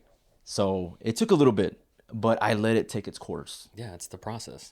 And I let Guillen just be Guillen. I was like, dude, there's no rush. I even told him, like, look, if you need more bars or more space, mm-hmm. I can expand that. If you feel like, dude, I hear that. I was like, okay. I was so open. Like, I was like, dude, but this is the vibe I'm trying to get. Mm-hmm. I was like, I know you can hear it. He's like, yeah. So, again, that's a homage to Meshuggah. If that's not Meshuggah, then Super. He has that, the main guitarist from Meshuggah, Frederick. It's very apparent, but it's in our own way, so it's just pretty cool. So when you open up with those 4 chords, I was like, oh my god, it's so fuck. And then once he starts to fuck on the guitar, I was like, that's it.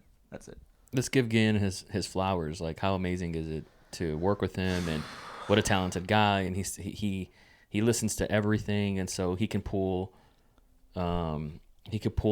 things out of the air that like most people don't have the vocabulary for. He has the vocabulary. He's trained. Even if you ever need vocals in the future, he can do that. Like, I mean, what a collaborator, you know? Yes. What an honor to work with him. How does that feel? Super grateful and humble, man. I'm so super happy. I was like, oh, when I first heard it, I was like, this is really happening. So that's why I had to really make sure, like, before I bring you in, and like, I have to make you wait just a little bit.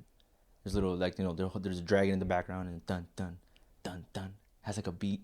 Yeah. Like something's coming, you know. So I try to be a little bit romantic about it. I kind of wanted to honor and respect him in that way, and I say vocals there. I say when worlds collide, dreams become a reality. Yeah. Yeah. Yeah. That's my little hidden man. Like, this is a dream. Yeah. Like, to have Guillen on, you know. But I say it in like, when worlds collide and dreams become a reality. So it's just to be very, I don't know. I feel like that's like the bar of the record. When worlds collide and dreams become a reality. Yeah. Like, that to me is like that's it right there. That's the whole record right there. So I all the flowers and balloons and some and more anytime, man. And I know Guillen he's very humble, man. I know sometimes he's kind of like, I know, because I listened to the podcast with you and Guillen. Mm-hmm. Oh, did you? Yeah, it's great. Cool. Yeah, he's amazing. Great, man. Great. I respect that guy anytime, and I've told him, like, dude, if you want me to do vocals for you, or you want me to write you a riff, anytime, brother. Like, please. And so yeah, and then he always sends me his stuff, and it's great. And we have a Dropbox, and I'm like, oh, what do you think this? I'm not gonna release it though, but what do you think? You know? Yeah. And so it's pretty cool to have that feedback, and he's very vocal. So I like that. I like his feedback. So I'm very grateful, man. I'm super humble, and so thank you, Guillen. I really appreciate it, man. I want to get to your list, but Yes. one of my final questions actually is, where does Hydrajenah go from here? You've told a lot of your stories, and a lot of what was on this pod about your frustrations and that uncertainty and the anger. Yes. Like, it's on the music now. Mm-hmm. Where do you go from here?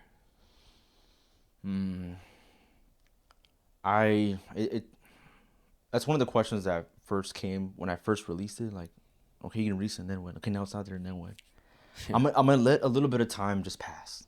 It's still fresh in my head. It just came out. It just came out, and I don't want to hear it anymore in a good way. It's meaning, like, I don't know how many times I went down each song to a review to make sure I'm like, and there's still some I'm like, oh, I forgot to add a fill in there, son of a bitch. It's little small details. I forgot to turn on. I think I know which part you're talking about, where I'm like, there's supposed to be a fill here. Like, this is Awsker. How did he? Where is it?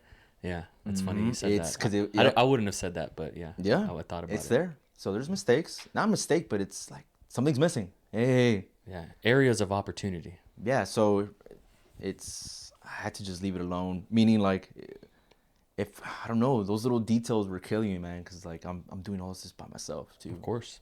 So, I'm gonna let time pass by, and it made me realize I can compose, and now I can. Not the best mixer. I don't know how to mix a record, but there's also like on the pay for training. Yeah, I'm Yeah, looking take into a course. I looked into it. Yeah. And so I already dabbled in, so I'm pretty sure once I get in, I'm like, oh, this is what I was doing wrong. It might just be one person be like, yeah, just do this instead of that, and you're gonna be like, fucking hell. Oh, okay. So there's that. Let some time pass by. And I think once 2024 comes around, I'm gonna get a wild hair up my ass, and then I'm just gonna release. 2024, something's gonna happen. I feel it. Something's gonna I have you know how like dogs bark before like an earthquake. Like, I feel that way. Like, something's gonna happen in 2024. So there's gonna be material there. Yes. So yeah. I think I might say it right now, but also too, I'm probably gonna go the singles route. Just one track. Love that. Just okay, dude. It's like okay, EP albums, and although I will say, I say these are albums or EPs, but they're not. These are demos and auditions. This is my profile, my art profile, my musician profile, to collab with the next musician and or get the next gig. I don't think if I hadn't done the past 4 records before Redefine Landscape, I don't think I would have collabed with Gian. Because, well, it's like, yeah, he does want to collab with you, but what do you have? Of course. What is there to show? You Like need the portfolio. So now Gian can be like, oh yeah, I can work with something like that, or give somebody else an opportunity. Like, hey, out of all the discography, this right here, I can do that. Like, okay, cool. So it's giving myself a chance for the next opportunity, the next gig, the next collaboration, the next musician I meet out there in the world. He can be out from Sweden, and like, you know, and he'd be like, yo, I like whatever, and I'm down for that. That's pretty cool. So, and I think I'm gonna go with the singles route for sure, because I think that's a great idea. album and EPs, that take so much out of you, man. For sure. So Redefine Landscape took a year to make. Wow. From September 22nd all the way to November, so maybe a little over a year, a year and 2 months. You can hear it. I had to make sure, like, I had to be romantic. Like, this is a new sound. Like, holy shit! And I just wanted people to know, like, I'm glad you keep using the word romantic, because yeah, it's absolutely. actually a beautiful triggering word for me. Real quick, this is an actual tangent, but It's all good. CM Punk came back, Of course. and that's very romantic. You know, when your hero Yes. comes back, like, in a big, glorious, like, people are calling it one of the greatest returns, and that might be recency bias, but it's wrestling, so people are hyperbolic. And I'm rewatching WWE, and I stopped watching it like 5 years ago, and they have a whole new way of doing business now that, like, I'm still getting used to.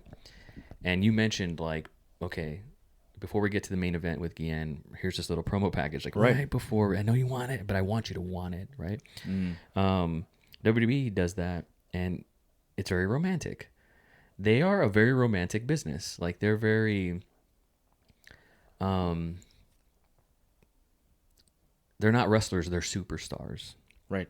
It's not wrestling, it's sports entertainment. Like, it's very romantic. Like, you can drop in at any time and get familiar with who everybody is and why they're fighting. You know, they put a lot of effort into that production, storytelling. So like, you using the word romantic to me is like reminding me just how beautiful that is. Like, to pay homage, to set up something and frame it in such a way that is like a beautiful, like, you know, it kind of goes back to like your roots of like Remain Regardless, like the effort and energy of like, this is bringing people together. And what is more romantic than like making music that praises God? Yes. Right? Like, that's romantic, right? Yes. And so like your whole story, now I'm getting romantic about, this has been a 4-hour podcast. It was the longest podcast I've ever done. Oh, shit. That's romantic. It doesn't feel like 4 hours. Well, that's how I like to think I'm pretty good at my job. Just kidding. No, but no, I mean, that's the way it should feel. But now I'm getting romantic because so much of your journey was about like the struggle, the anger, the pain, the hurt. How are you doing today? 2023, it's December 2nd of this recording, 2023. Where are you at right now? Like, how do you feel? And as a musician and as a man? I feel like I'm entering the next phase of my life. I feel like I just said goodbye to my 20s like 2 years ago, you know? So I'm good with it. I'm happy with it. I don't regret anything, good, bad, or indifferent. All my mistakes, all the bad stuff that I said, or if I'd hurt anybody, like, I'm good with it. And I said goodbye. And I've always looked back and,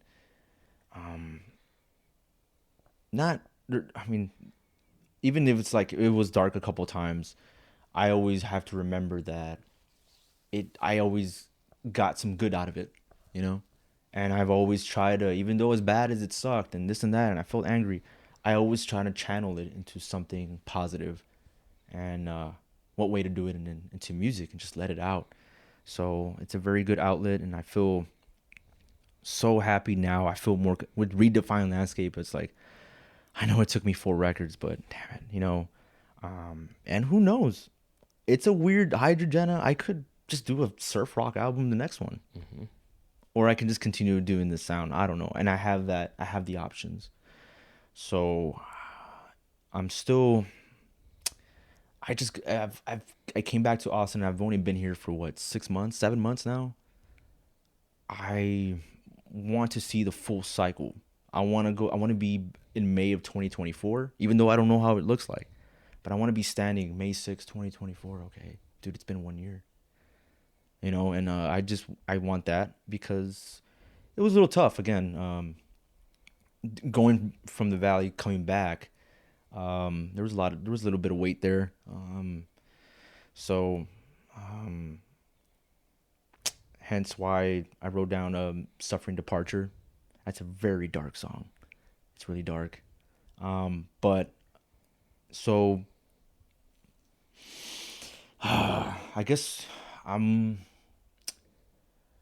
going through this journey of being my own man, and I'm starting to get to a place where I can feel more at ease and more relaxed and be in a position to do something like this. Mm-hmm. So anytime you want me to write a song for you, I can. Or I was like, I want that Hydrajenah-esque for this. Mm-hmm. I can do that for you. And I'm more open, to do something like this. Like I feel like if I didn't have made that music, there's no confidence for me to even do this. I even told you at first, I was like, it's the way I sound. If I sound weird, but I don't know the way I come off. But so again, let some time pass by. February, March, April, and feel it out. And what's next for Hydrajenah? Well, I'll do the singles route.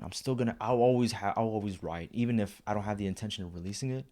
I still want to just keep my pulse on it. Oh yeah. Even if it's just like You don't want to knock off the cobwebs. No. I just want to run the ropes in my backyard. I don't want to have a match in front of everybody. Mm-hmm. It doesn't have to be the main event. I don't want to do that. I just want to run the ropes. Like I need to take the bumps. So even though if it takes me 6 months, like I'm ready to go. Someone says, "Hey, dude, I just heard your stuff. Come on, like come drum for us." Like, and I would be ready. So and I'm gonna really try this time year round to push for a rehearsal space so I can set up my drums, because I do have a drum set, by the way. So I think I'll actually be physically engaged for Hydrajenah. I think that'll help a lot to be more creative, and it's different. You need space. You need space, but it's different to hear something that's right in front of you in the computer in your head, and that's cool, and you capture it. But it's different when you sit behind the actual kit and come up with something like, "Oh, that sounds so cool. Let me go take that and let me go program that," because it's just you're involved with the instrument, as opposed to just opening up the plugin. It's playing the drums, but you're not, because you're programming it. So, yeah. So I hope that made sense. I hope that answered that question. No, it did. I want to make sure that we get to your list, and I want to make sure that you get all your shit in. Is there anything that maybe I didn't ask, or something else that you want to talk about before we tell people how they can support you and listen to Hydrajenah and listen to these new records, and that way they can actually have music to accompany with the podcast and be like, "Oh, that's what these guys are talking about. That's what he means by cinematic." Before we get there, like, is there anything I want to know if I missed anything? Just the influential, I just want to name influences of drummers Of course. that I aspire, and I always interested. Like, I want to see more. I want to see more of the video. Okay, I saw the interview. Okay, I already saw everything. Okay, go to the next drummer. Okay, give me more. Oh, I need more. So Of course. there's a big list, but they somehow, some way, I see myself in them, and they keep me.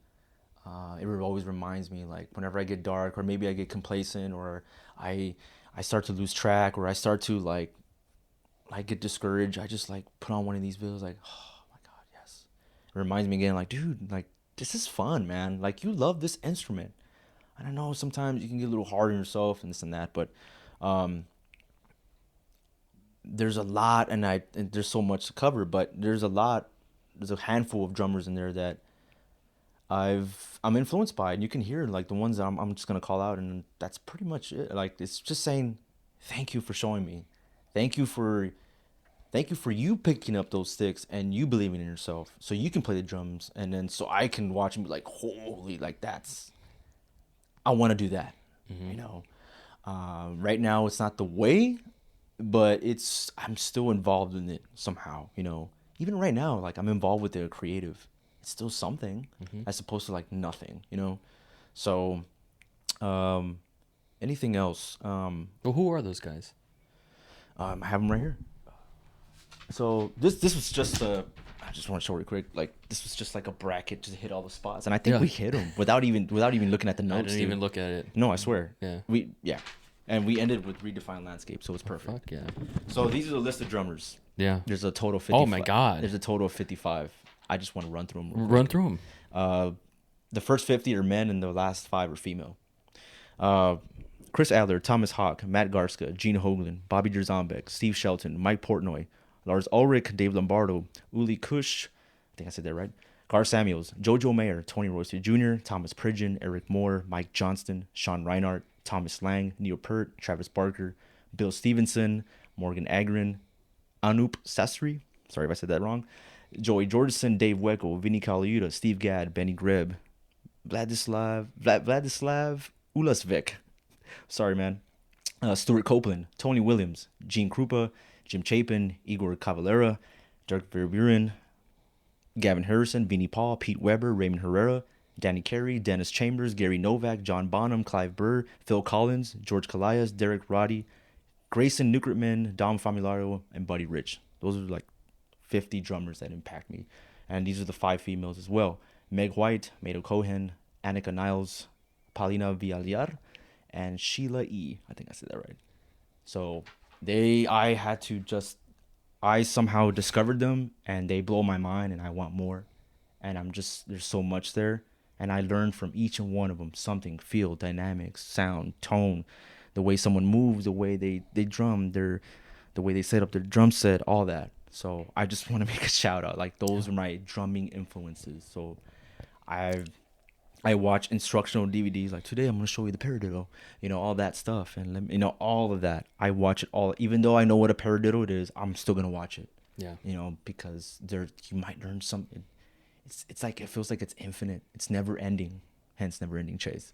It's a long life journey. It's a long life instrument. Like I'm going to play this till I'm 65, 70, till I'm not here anymore, till I can't anymore. I'll probably be on a practice pad on like my deathbed or something right before. And I'm like, I think my left hand's getting better, so,